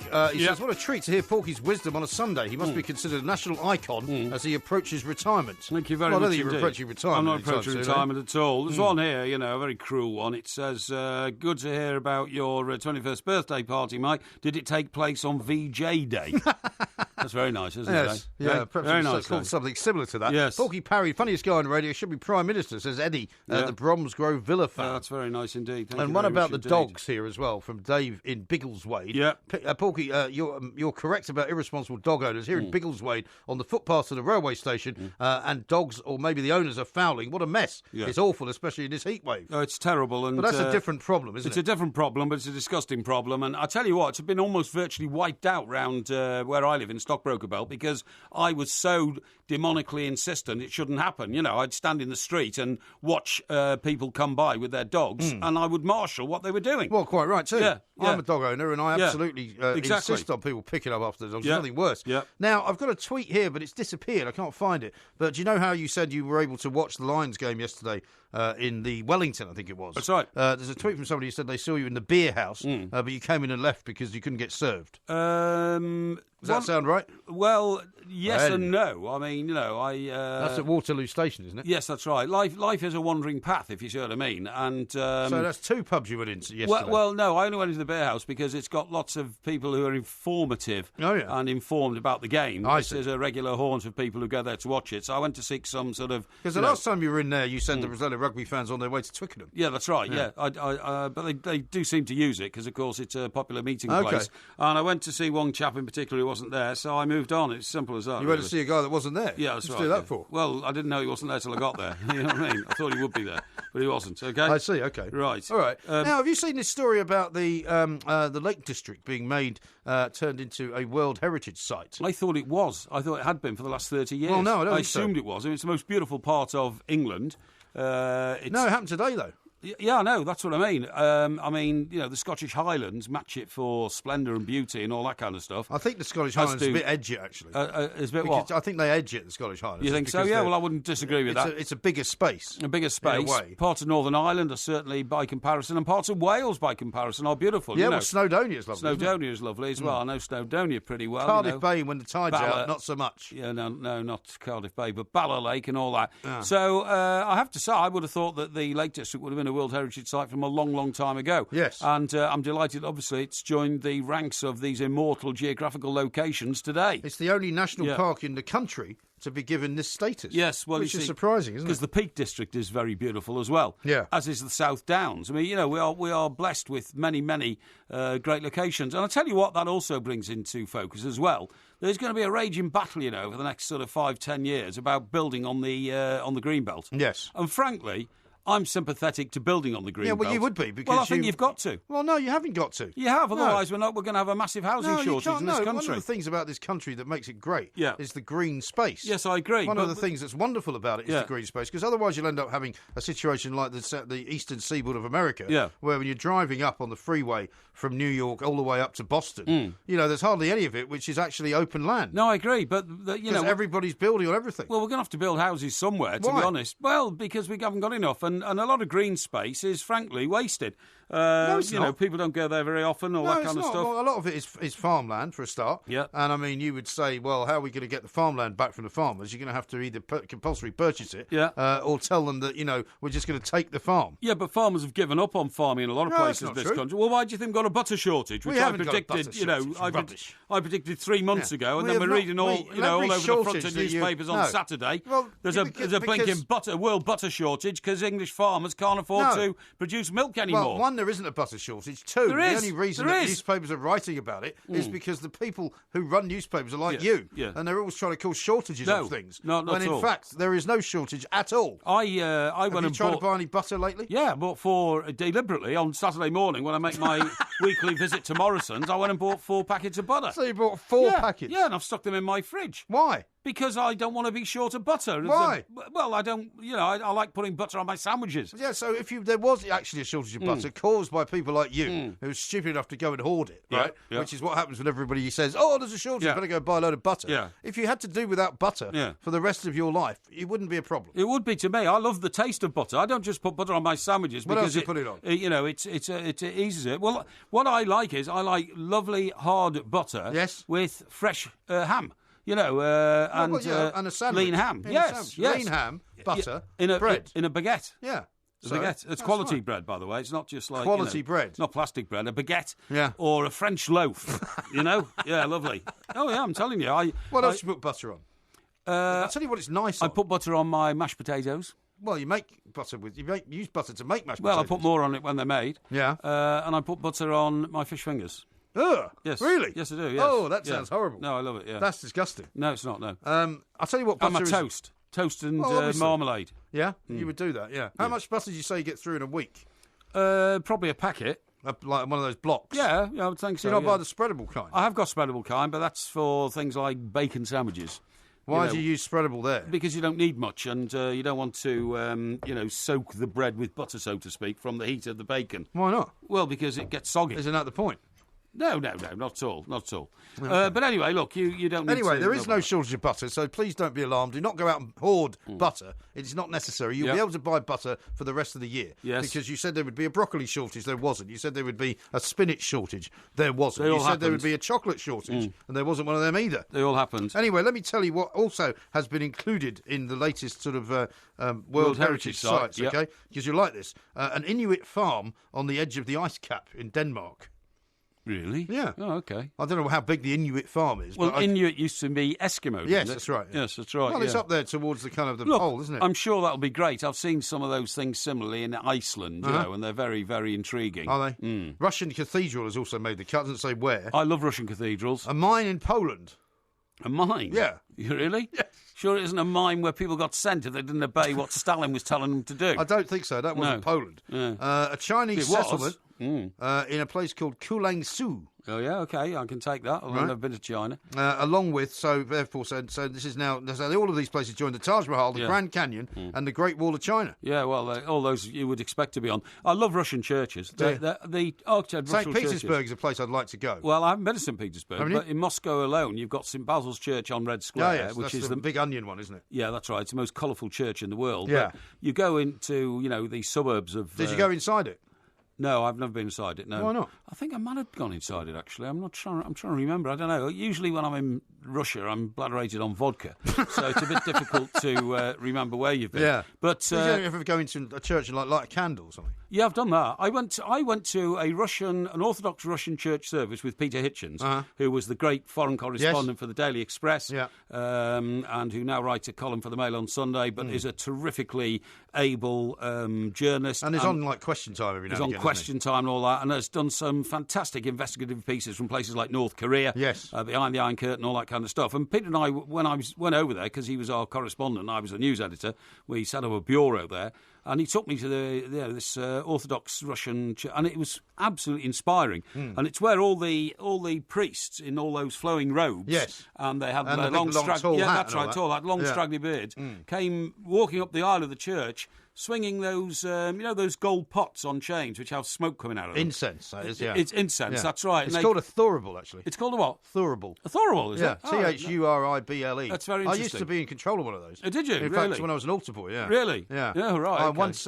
flipped it upside down by mistake. Right. There's a hot charcoal is in it. Right. And the charcoal dropped out. Yeah. On the floor, and the church floor was like parquet flooring. Oh, golly. Really expensive. So it stained it? Well, it burned it. Burnt it, that's terrible. Well, they can't even put you in charge of a swinging gold pot without it's quite a difficult thing, because you have to put your pinky finger inside the bit that goes up and down, so you're raising it and lowering it, right? Oh, I see. Meanwhile, you're holding the front of it and you're shaking it at people, because if it's open when you shake it, obviously all the ash comes out. Yeah, right. It's quite complicated. Yeah, I see, OK. But anyway, we went there, and Peter said to me, this is the first sign that things are going to change in Russia, because previously they hadn't been allowed to have church services of the Russian Orthodox so this Church. Was the glasnost. It was a glasnost. It was. People were flowing to the church outside and all that, and Peter was right on the ball. It changed 2 years later. Indeed. Donovan says the Porky doctor can't be too pleased listening to his expert opinion on how to spruce up his fish fingers. Can't be right. Can't be good having all that butter. Yeah, well, people put butter on their fish and all sorts of things, don't they? So well, you do. You put it on kippers, I suppose. Kippers, that's right. Kippers. Yeah. I wouldn't put it on anything else, though. No. The other parts of Britain which are World Heritage Sites are, or include, Stonehenge, the City of Bath, which is good. Yes. The Tower of London. And the Giant's Causeway. Giant's Causeway, yeah. I don't know if there's any other places that are part of World Heritage Heritage. Well, I think that Site. is the list of... But they reckon 20 million quid's worth of business will now go to the Lake District. As a result of it. Because people will go and visit. I hope the Lake District doesn't get overcrowded. Do you know what's terrible about Lake District? It's trying to drive around there. Yeah. Because it's very busy already. Yes, I understand. And a few planks driving around about 20 miles an hour. When I went up there and take you all year to get around it. I went up there and did a story once in Kendal, I think it was. And Stan Blenkinsop, who was the legendary... He's the guy who actually found the Yorkshire Ripper, isn't he? Well, no. That's what the story. That's what the book says. I don't care what the book says. Stan and I worked in the same office at the same time as the Yorkshire Ripper was going on. No, what I was going to say was I was up there, and so I rang in and said, "Look, whatever I was doing, the job was done and all that. Do you want me to come back?" No, stay over. There'll be development tomorrow. He said, "Go and stay at the Swiss Ladora." Oh, yeah. Now, I've no idea where the Swiss Ladora is now, but I mean, then he said, go on. You didn't even know where it was then? No, I didn't know where it was then. But it's a legendary hotel in the Lake District, and a lot of previous Daily Express people had stayed there, and they were very partial to us, you know what I mean? Right. Because we spent a lot of money on booze and tipped the waiters and the barman very well on Daily Express company money. Yes, I dare say. Those were the days. Yes. This is Talk Sport. Yes.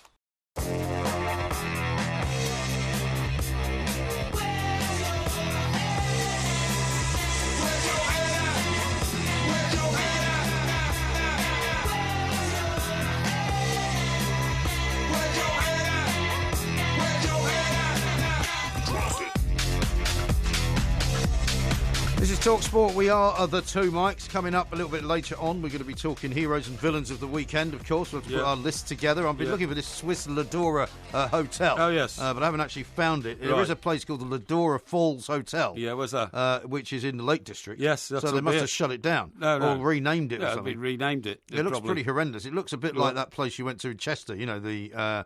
what do you call it? The Dorchester of the North. You mean the Grosvenor Hotel, the five-star hotel in the northwest of England? Bed and breakfast, £134 per room. Well, that's not cheap, is it? Dinner, bed... Well, it's not expensive. Dinner, bed and breakfast, £169. Slashed from £310.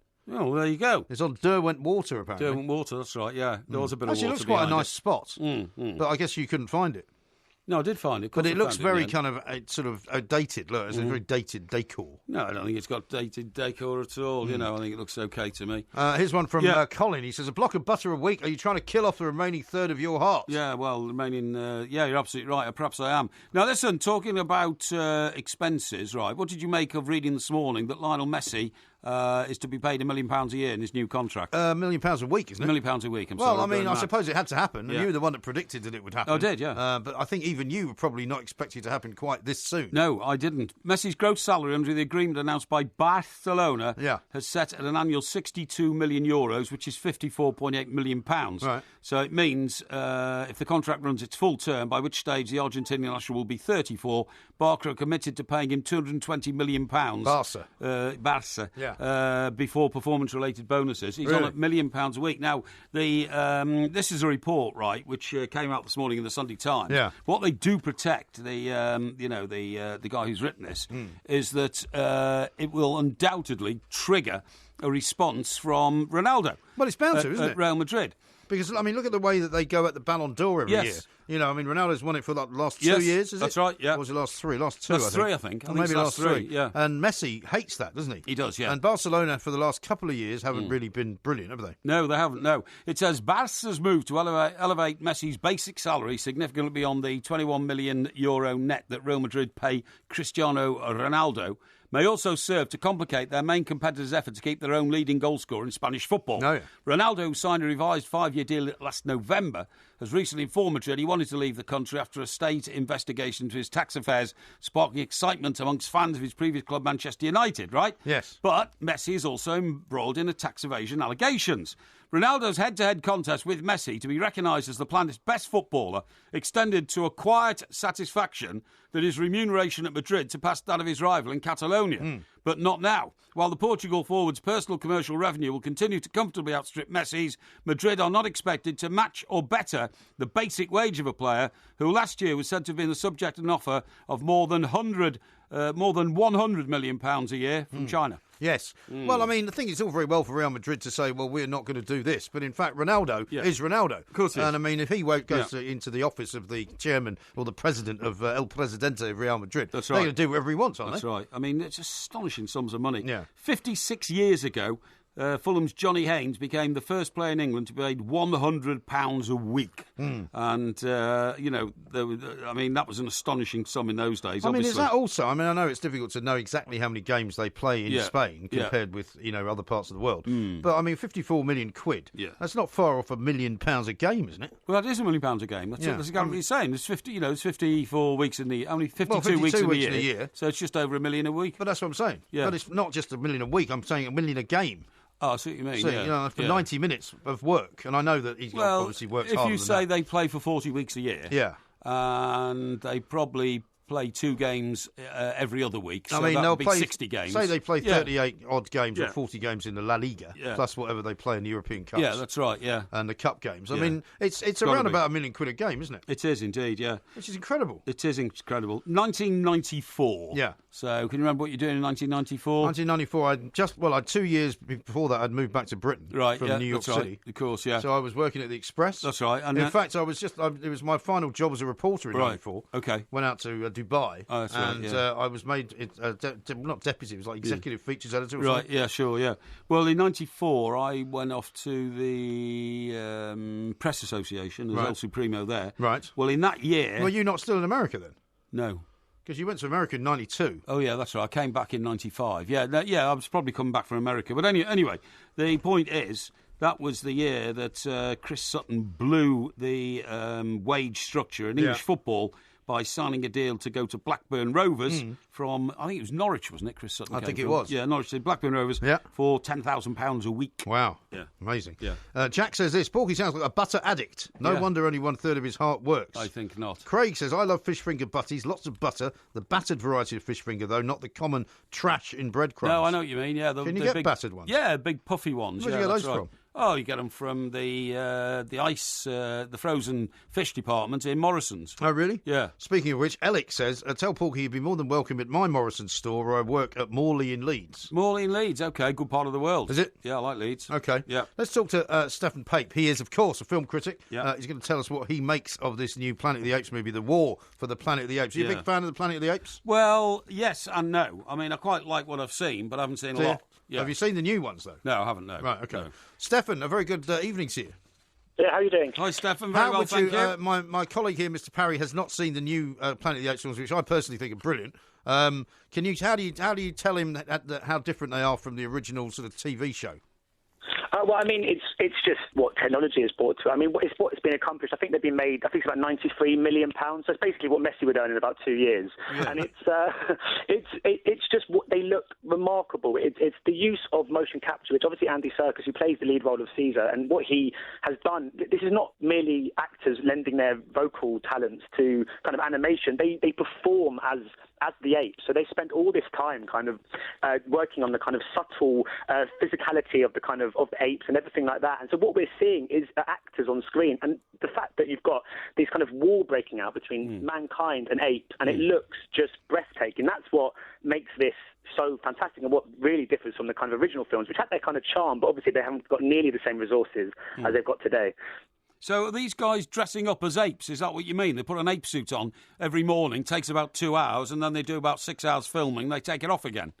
Well, I mean, they do have to dress up, but not actually in the ape attire. They wear these kind of outfits with these little kind of dots all over them. These kind of like these sort of small white kind of beams all over their kind of body. And I think that they move like the apes and they kind of communicate like them. But then later on, the kind of what we actually see has been digitalised over the actors' kind of actual physical performance. Yeah, no, I understand. They're not like dressing up like some guys going to a fancy dress party. No. But I mean, I don't think I'm giving too much away here. But the first Planet of the Apes film, which is sort of, as you might expect, is about somebody who's got an ape and he looks after him. He's a scientist and all that, and he sort of becomes more of a pet than anything else. Yes, because they don't. Then he escapes, does he? Well, he doesn't escape. But there's a moment, and Stefan, I think I've got this right in the first film, where they take him. They take him to this sort of national park where he can climb on trees, around trees, and things like that. And at one moment, which is particularly chilling, he speaks. He just says one word. Right. No, I think it's no, isn't it, Stefan? And it's a fantastic piece of cinema, right? Because here you are, you've got this guy with an ape, which is to all intents and purposes his pet. He's got him on a lead and everything. But then you see the ape just deciding, I'm not having this anymore. Right, okay, yeah. It's great. Amazing. And I mean, would it be too much to ask you who wins this war between the apes? Well, you don't give that away. Well, exactly. That's the movie. Give us some subtle sort of interpretation of how it goes, please. Well, I mean, what the beauty of this film is that the answer is nobody. That it really highlights the kind of futility of war, and because we kind of adopt the perspective of an ape, we kind of adopt the quite primitive views on war. So this film studies the kind of psyche and like looks into kind of the notion of war and all of it entails, and kind of blurs the line between good and evil. And the whole point to this movie really is there is no winner. It's the fact that the director Matt Reeves is very careful to ensure that the apes are very flawed, and then by far from being just the heroes of the piece, and the humans are far from being the villains. There are good humans and bad humans, and good apes and bad apes, and it's just it's a real war movie, a very defining war movie that's very relevant. I mean, and the film has got lots of kind of alludes a lot to Apocalypse Now, and I think Woody Harrelson, who plays the kind of chief kind of villain of the piece, he's sort of channeling his inner Marlon Brando, and it's a really great war film. It's just using apes as a means of kind of studying our own relationship with war. It's really fascinating. Yeah, it sounds, and I think it's already at the top of the charts, hasn't it? Has it actually been released yet? Is that on pre-sales? That's on pre-sales. It's out on Tuesday, and honestly, I'm quite a big fan of this kind of rebooted franchise. I think there's something really dark about them. Visually, they're incredible, and there's a real mood and atmosphere to them, and I think this is, without a doubt, for me, the best of the three, and it's such a great ending to this trilogy. I really couldn't recommend this one higher. OK, Mr Graham, will you be taking your two young sons? I don't know what it's rated, actually. Do you know what it's rated, Stefan? I think it'll be a sort of 15, but it's very dark though. It's one of those films. There's not that much gore or swearing or violence and stuff like that. So it might pass the kind of the sort of classification boards. They might not give it too high a rating, but it's just a very dark movie, which is very much, like I said, really studies our kind of mankind's flaws and the way we react. When you say that, is there nothing uplifting about it? Because usually in these sort of things, where animal versus man, it's uplifting when the animal well, they all get gunned down. Yeah, well, no, when the animal crushes the evil men who are trying to suppress these animals. Is there not a moment like that in it somewhere? I have to be completely frank here. There is nothing uplifting about this movie whatsoever. Right. The best moments are when you have sort of apes riding on horseback with guns. I mean, that for me, that makes the movie brilliant. But there's nothing really uplifting about it. It's quite a dark, quite solemn piece of cinema. I mean, it bodes quite well because the director's next film, he's doing the next Batman movie, and I think Batman's a very dark franchise which doesn't necessarily have any uplifting elements. So that's quite a good indication. Right. Okay. Very good. Well, Stefan, thank you very much indeed for joining us. Stefan, thanks very much. A great one. If it's a 15, you see, I wouldn't be able to take him to the movies. Wouldn't you? Can't you sneak him in? Well, you can't sneak him in. You sneak him in. Well, you just say, 2 children and me, Well, if it was a 15, you're not supposed to take children in, though, are you? Yeah, but I mean, your eldest could pass for 15, couldn't he? Nah, maybe at a pinch. The only thing that was interesting, that the critic that we've just listened to was reviewing a film called The War of the Planet of the Apes. Yeah. And his name was Stefan Pape.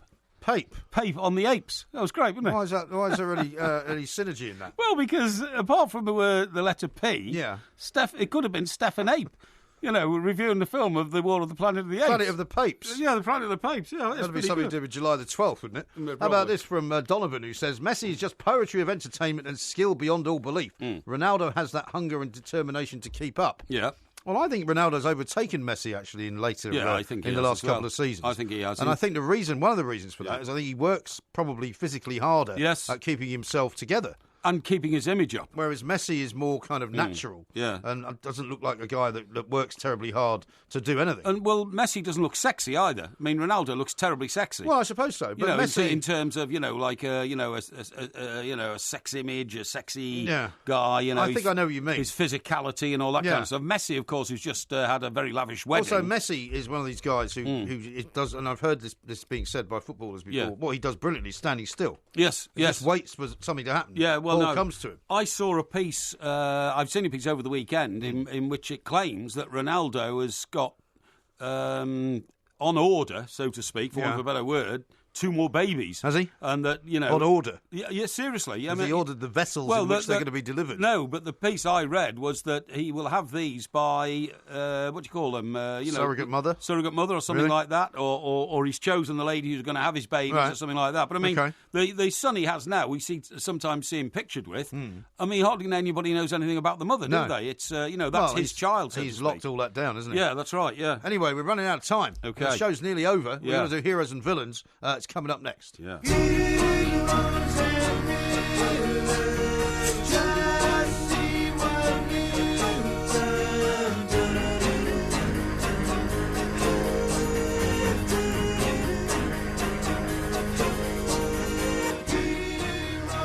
That music, of course, signals only one thing. This is Heroes and Villains. It's a weekly competition that we have, and I think it's quite close, this one. I think it's something like 10-7 to me. Yeah, or something like that. I can't remember exactly what it is, but you're sort of within shouting distance, which is not normally the case with our competitions. Yes. Normally I'm way out ahead. Yeah. But however, we are quite close on this one. Yes. So this is where you have 2 heroes. Yes. I have 2 heroes. Yes. You have 2 villains. I have 2 villains. And then producer Tom will decide. Yes, indeed. Which ones he prefers. Great guy, Tom, by the way. He is, yeah. You won't get anywhere with that sort of talk. Well, now, would you like to go first? I'll go first. All right, you go first. Okay, my first hero, and this is perhaps a little self-indulgent, but it's on a much wider issue, has got to be Paul Stretford. Paul Stretford has looked after the affairs of Wayne Rooney for many, many years, I think since Wayne was in his mid-teens and that kind of stuff. I mean, if you had to look at a man who planned a footballer's career and say it is without fault at every turn, it would be Paul Stretford looking after Wayne Rooney. Okay. Because it has been... It doesn't make him a hero, though, does it? It does. He's never put a foot wrong. Now, the reason why I say he's a hero, for 2 reasons, is that Wayne Rooney is the most successful England footballer ever. Paul Stretford has managed his career throughout, and Wayne Rooney now is concluding his career in a blaze of glory. It's not. It's not like. Well, we'll see. He may be. He may not be. Well, I think he is. It's not like Roy Keane going to Celtic, where, quite frankly, it fizzled out in about 7 months, and it just sort of didn't, the return of Roy Keane. Well, not the return. He'd never been there before. And, and other players have gone back to their clubs that they started at and never worked. This is going to work, I'm sure about it, and I nominate Paul Strefford. OK, that's your first hero. I'm going to go with my first hero, and it's going to be a Johanna Konta, who is, of course, the incredible tennis player, who some people are rather cruelly saying is about as British as, Novak Djokovic. What are they saying she is? Which is not true. Well, because she was born in Australia. Exactly. And her parents are from Hungary. Yes. However, she moved to this country when she was about 12 or 13. And became a great tennis player. And she's been playing tennis in this country for this country for a very long time. Okay. And she's actually very, very good, and we should be supporting her. Yes. And she's got herself through to the second week of Wimbledon. Yeah. And the Wimbledon women's side of things, partly because Serena Williams is off pregnant having a baby, is a bit wide open. Okay. And apparently, for the first time in many, many a year, we could have a situation where we have both a women's and a men's champion at the same time. Sure. In fact, I don't think it's ever happened. No, that would be astonishing if that happened. That would be astonishing. Yeah. And I mean, to be honest, I don't think Andy Murray's going to do it this year. No. I think it's going to be either Federer or Nadal. Okay. However... Oh, I think Murray's got a great chance of doing it. Okay, well, you can say that. Yeah. But I'm backing Jo Konta as well. Okay. Because I think she's terrific. I think she's a great player. I love watching her play. Yeah. She's a great tennis player and a great Briton as well. Brilliant. So there you go. Right, my first villain, the man in charge of gearboxes at Mercedes, because Lewis Hamilton went down the field to 8th because of a gearbox situation. That's nothing to do with Lewis Hamilton. We established that with our Formula 1 expert who came on earlier to talk to us. Ben Hunt. That's absolutely right. And yet Lewis Hamilton paid the penalty for what basically was a mechanical situation. So I'm sorry. Well, who's the guy that you're making a villain? Well, the head of gearboxes at Mercedes. Head of gearboxes? Yes, that's right. What's his name?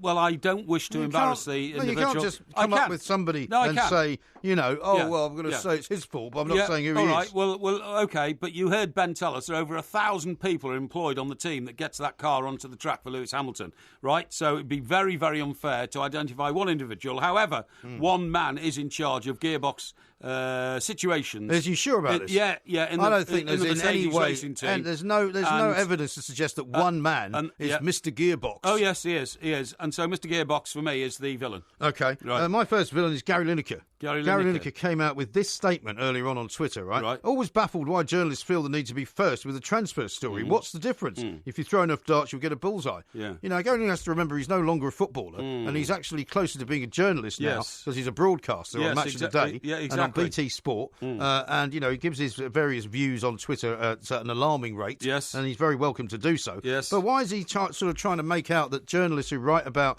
football and who write about transfer stories who perform their jobs and are often fed the information by nefarious characters like agents and people that he knows in the football business. Yes. I mean, I was listening to Danny Gabardon, who was on with Sam Matterface earlier. Yes. And he said he was sort of in agreement with Lineker. Yes. He said, why do they always race to do this?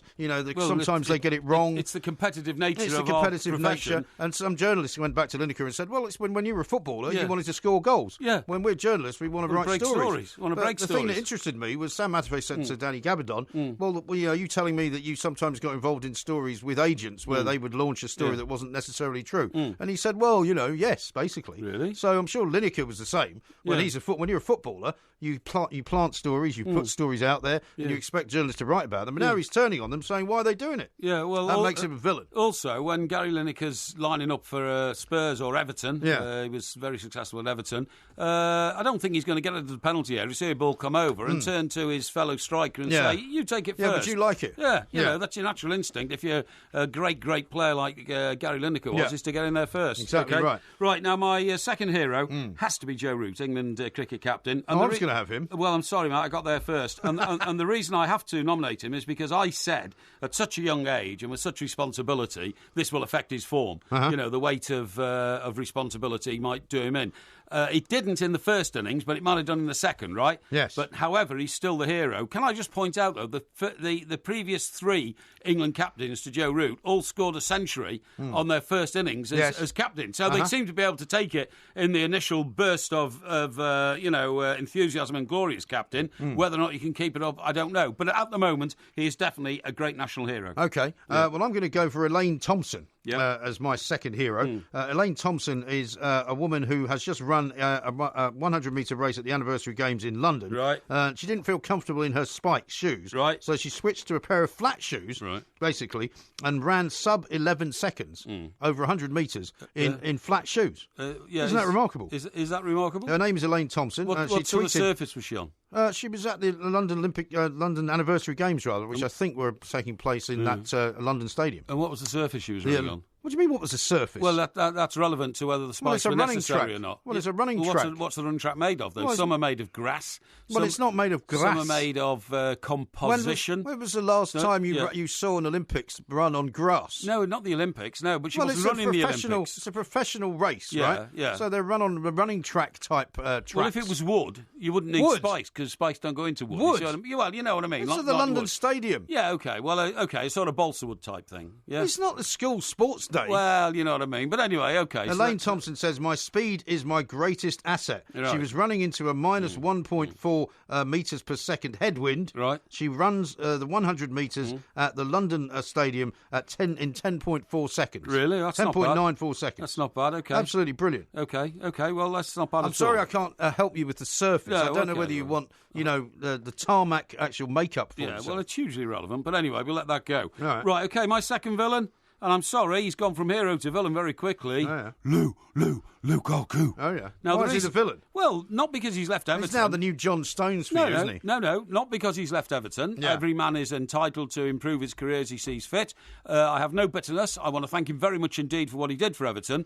But frankly, to go off and go partying in LA when you are in the midst of basically what's a £100 million transfer, and then to have to answer... Well, isn't it better for him to be away from the media, Well, hang on. To have to answer to the Los Angeles police, where he's got to turn up at a court appearance because he was so rowdy and so noisy partying at the house he was renting in a foreign country, and he's a Belgian citizen. Yes. I find that appalling behaviour, to be honest, and letting down the profession of professional footballers in this country where he plays. I mean, it's only a misdemeanor, but I think it's very unfortunate. He's quite fortunate in a way that it's not something more serious than that. I totally agree. Like I said before, I mean, the LA cops are not shy about getting their guns I'm amazed out. they didn't put the cuffs of him and stick him in the back of a car. Because they might not have known who he was. They Yeah. might not have known who he was. No. And, I mean, the only thing we can hope is that he wasn't particularly belligerent when he was answering the door. That's right, absolutely. But yeah. I find it shocking behaviour because I know he's not a UK citizen, but this is where he earns his money, and this is the ranks of professional footballers in which he plays, and I'd expect more. Well, he'd be lucky if they don't sort of say to him, "You're not welcome to come back to this country," because they can, they can do that. They'll travel ban orders. You know what Trump's like. He's always ready to slap a travel ban. All right, my final villain, as you had Mr. Gearbox without a name. Yes. I'm going to have Mr. Rugby Tour Organiser without a name of the All Blacks playing British and Irish Lions for allowing the tournament to end. Test series. We had a big row about this on Saturday morning with lots of callers. Yes. To allow it to end in a draw. In a stalemate. Absolutely ridiculous situation, which should never have been allowed to happen. They should have definitely had a plan for the final match going to extra time of some kind. Yes. Some kind of penalty scenario, golden goal, whatever you like. They should have made sure that somebody won the series. It only happens every 4 years. Well, it only happens every 12, doesn't it, when it's the Kiwis and the British and Irish Lions. But certainly, they have an opportunity to play against a foreign side every 4 years. And the idea that you now have to wait another 4 years until you know whether they've won anything is an absolute and utter nonsense. Yeah, it is, I agree. And I think whoever organised that and allowed it to go that way without thinking is a complete numpty. Not a bad shout. And indeed a villain. Not a bad shout. Those are our heroes and villains. Tom will now decide and tell us after this. Yeah, good man, Tom.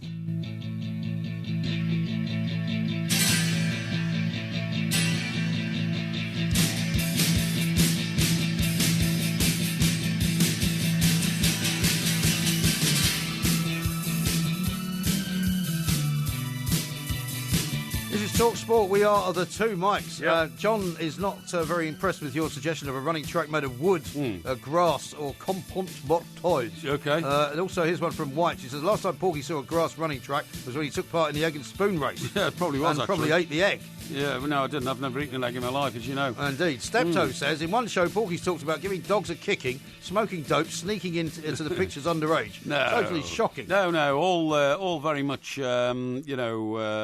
possible scenarios which never happened. Yes. And the dope one certainly never happened. I've never smoked it in my life. Quite right, too. Japes says this, brilliant at bringing Mike Parry to account, and right about Gary Lineker. Mike Graham is tonight's hero of the two Mikes. Oh, really? Sorry. I think you'll find a few people say I was the hero. And another one saying MG wins. Absolutely disgusting. There was a nil result for the Lions tour. A coup de grace. Yes. MG. Well done. Yes, a coup de grace.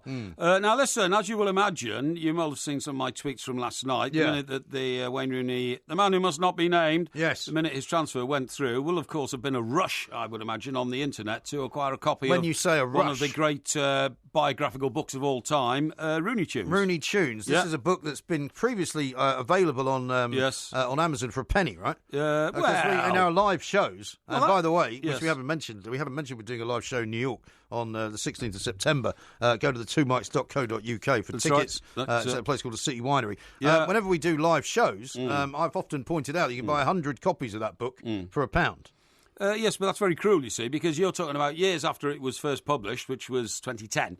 Of course, it falls down the ratings, but now that all the interest is in Wayne Rooney again, it'll shoot right up the charts again. And I would say to anybody who wants to acquire a copy, get yourself onto eBay or somewhere else now while you can. Yes. I will be having discussions with the publisher, my very good friend and very distinguished publisher, John Blake, to see when the new run of I thought you Rooney put out a Tunes tweet that said that you had words with John Blake and that actually the run is started. There is going to be a new run. Well, I think that's... Are you slightly premature with that? No, I wasn't premature with that. I can't... It's not true, is it? Well... Have you spoken to John Blake? Sorry? Have you spoken to John Blake? Why are you smiling?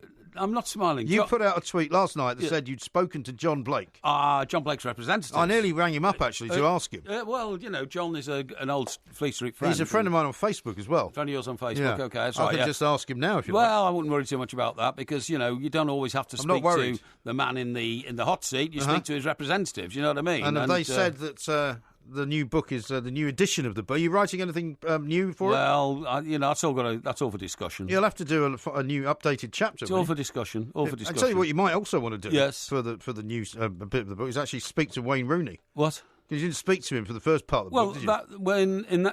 I didn't do that because it was a biographical book of my observations of Wayne Rooney. Yes, that's right. So you wrote a book about a guy without speaking to him. Hang on. Well, hang on. William Hague writes books about Nelson. Well, he hasn't spoken to him, has he? Well, he's dead. Right? Yeah, well, of course he's Wayne dead. Rooney's still alive. Yeah, well, I know Wayne Rooney's still alive. Well, you can talk to people who are still alive. No, because, Wayne Rooney has many responsibilities, including his own book deal. So I don't want to intrude on anything like that, do I? What I do is, from the outside, I'm an observer, and I come at the Wayne Rooney story from a totally different angle. I see. I found a Cambridge professor who admitted to me, when I put it all to him, that Wayne Rooney's brain is more efficient than Einstein's brain. What's his name, this guy? Professor? The professor. What's his name? The professor. The nutty professor. No, the professor. I'm not going to give it away. You'll have to read my book, Rooney Tunes. Why don't we get him on the show?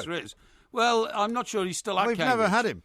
Was he ever in Cambridge? Yes, of course he was. He was just lying on a bench there. The point is, once I explained to the professor the amount of thinking that goes into... Is he like the Commodore? Perpetually pie-eyed. The amount of thinking you've got to do. When a ball's coming across into the area, you've got to change angles, you've got to look at the velocity of the wind, the speed of the ball, the number of objects, i.e. defenders, between you and the goal. It's a huge physical equation going on in your head.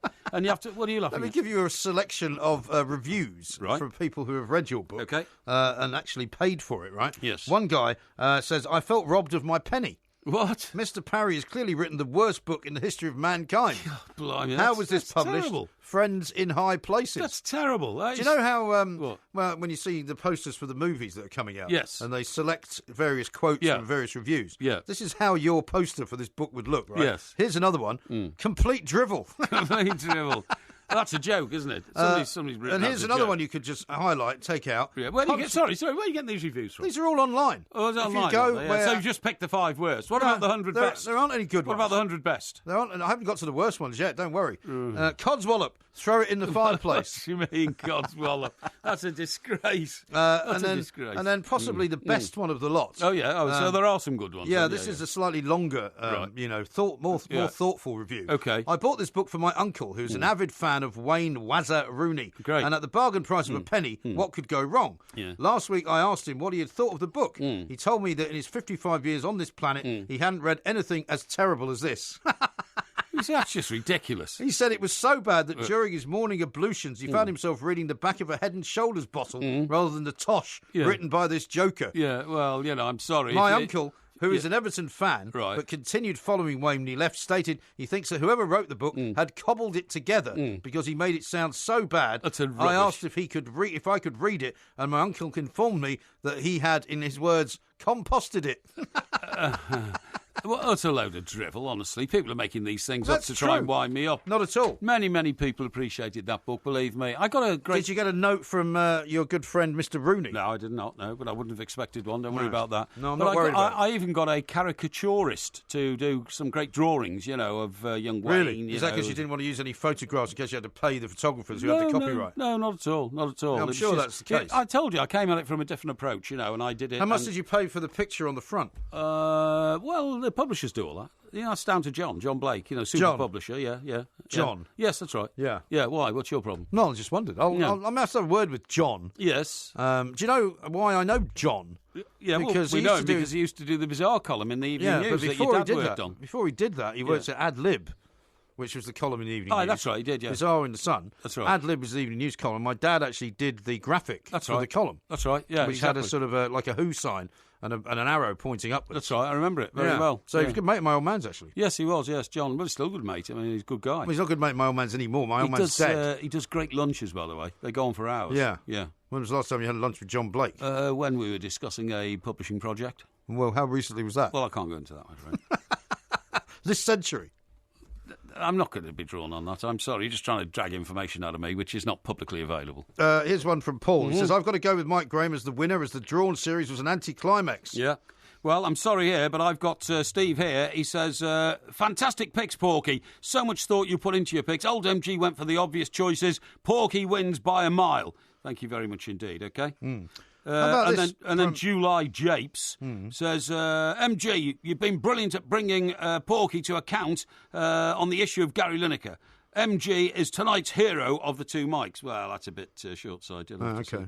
Yeah. How about this from a woman called Brenda, who writes this after the Porky Parry book. Yeah. I've been bedridden for 10 years, but after reading this book, I suddenly found I could walk. I also found my eyesight improved, so I no longer needed to wear glasses, and my libido has returned to how it was when I was 18. It is a modern-day miracle. Wow. Do you think she's taking the Michael from No. I think a woman's saying that it was pure inspiration. Here's another one. I would not buy this book. I wouldn't even wedge it to keep my door open. Oh, really? Well, I'm sorry, but if you have such lack of intelligentsia that you look at it that way, there's nothing I can do to help you. Here's one from Darren. A rubbish book, poor author, full of incorrect facts and sweeping fictitious generalisations. What? A slapdash compilation put together in a rush with a cavalier disregard for the truth. Well, who's saying that? The author has jumped on the Rooney bandwagon to try and cash in on the lad. Outrageous. Rooney and the punters who buy this book deserve much better than this and certainly should receive an apology and their money back. What a load of nonsense, honestly. I don't know where you get these from. You seem to spend hours and hours, trying to find the very worst reviews. Somebody just tweeted me. Out of millions. No, somebody just tweeted me all these. Yeah, really? Did they? Yeah. That's very good of them, isn't it? Haven't they got anything better to do on the afternoon? Now, I've got shocking news for you, by the way. Yeah. Before the show ends, Tom, the producer, has made his decision on the winners of the Heroes and Villains competition. Let's have it. It's a draw. A draw? It's unbelievable. We don't like draws at all. We can't have draws. I mean, I was moaning about the fact that the Lions tour was a draw. Yeah. We can't have a draw. No, we can't. But it's going to mean that we have to carry on sort of double or quits until next week. Call the management. Yeah, we'll have to call the management. Right now, here's the final word on the Heroes and Villains, right? Yeah, go on. Mediocre selections, says a mealy-mouthed Russell Cox. Yes. He's got a picture of himself in the FA Cup, so Oh, yeah. I'm not sure why that is. Well, he hasn't won it or anything, has he? No, he says, however, Porky shades it for me. Joe Root, obviously, the best shout. So there you go. You didn't get in quickly enough on Joe Root. I did. I saw the opportunity. It's a draw. My competition. And then finally, the final text of the night from Jerry, who gets in just under the wire. Hi, guys. Could you wish my husband, Damien McLaughlin, a happy 60th birthday? He's a huge fan of the show. Who is it? His name is Damien. Damien, how old is he? 60. Right, Damien. Have we got read-only memory or something? No, sorry. 60 years old today, my boy. You have a great birthday. I mean, the day has not even started for you. It's only 7:57, so get stuck in. Bladderation In moderation. He may well be already stuck in, but we shall see. Thank you for that, Jerry. That is the rule. Thank you, Mr. Parry. I'll see you during the week. Yeah, of course we will. Take a couple of days down in Sussex to recover. Yeah. This is TalkSport.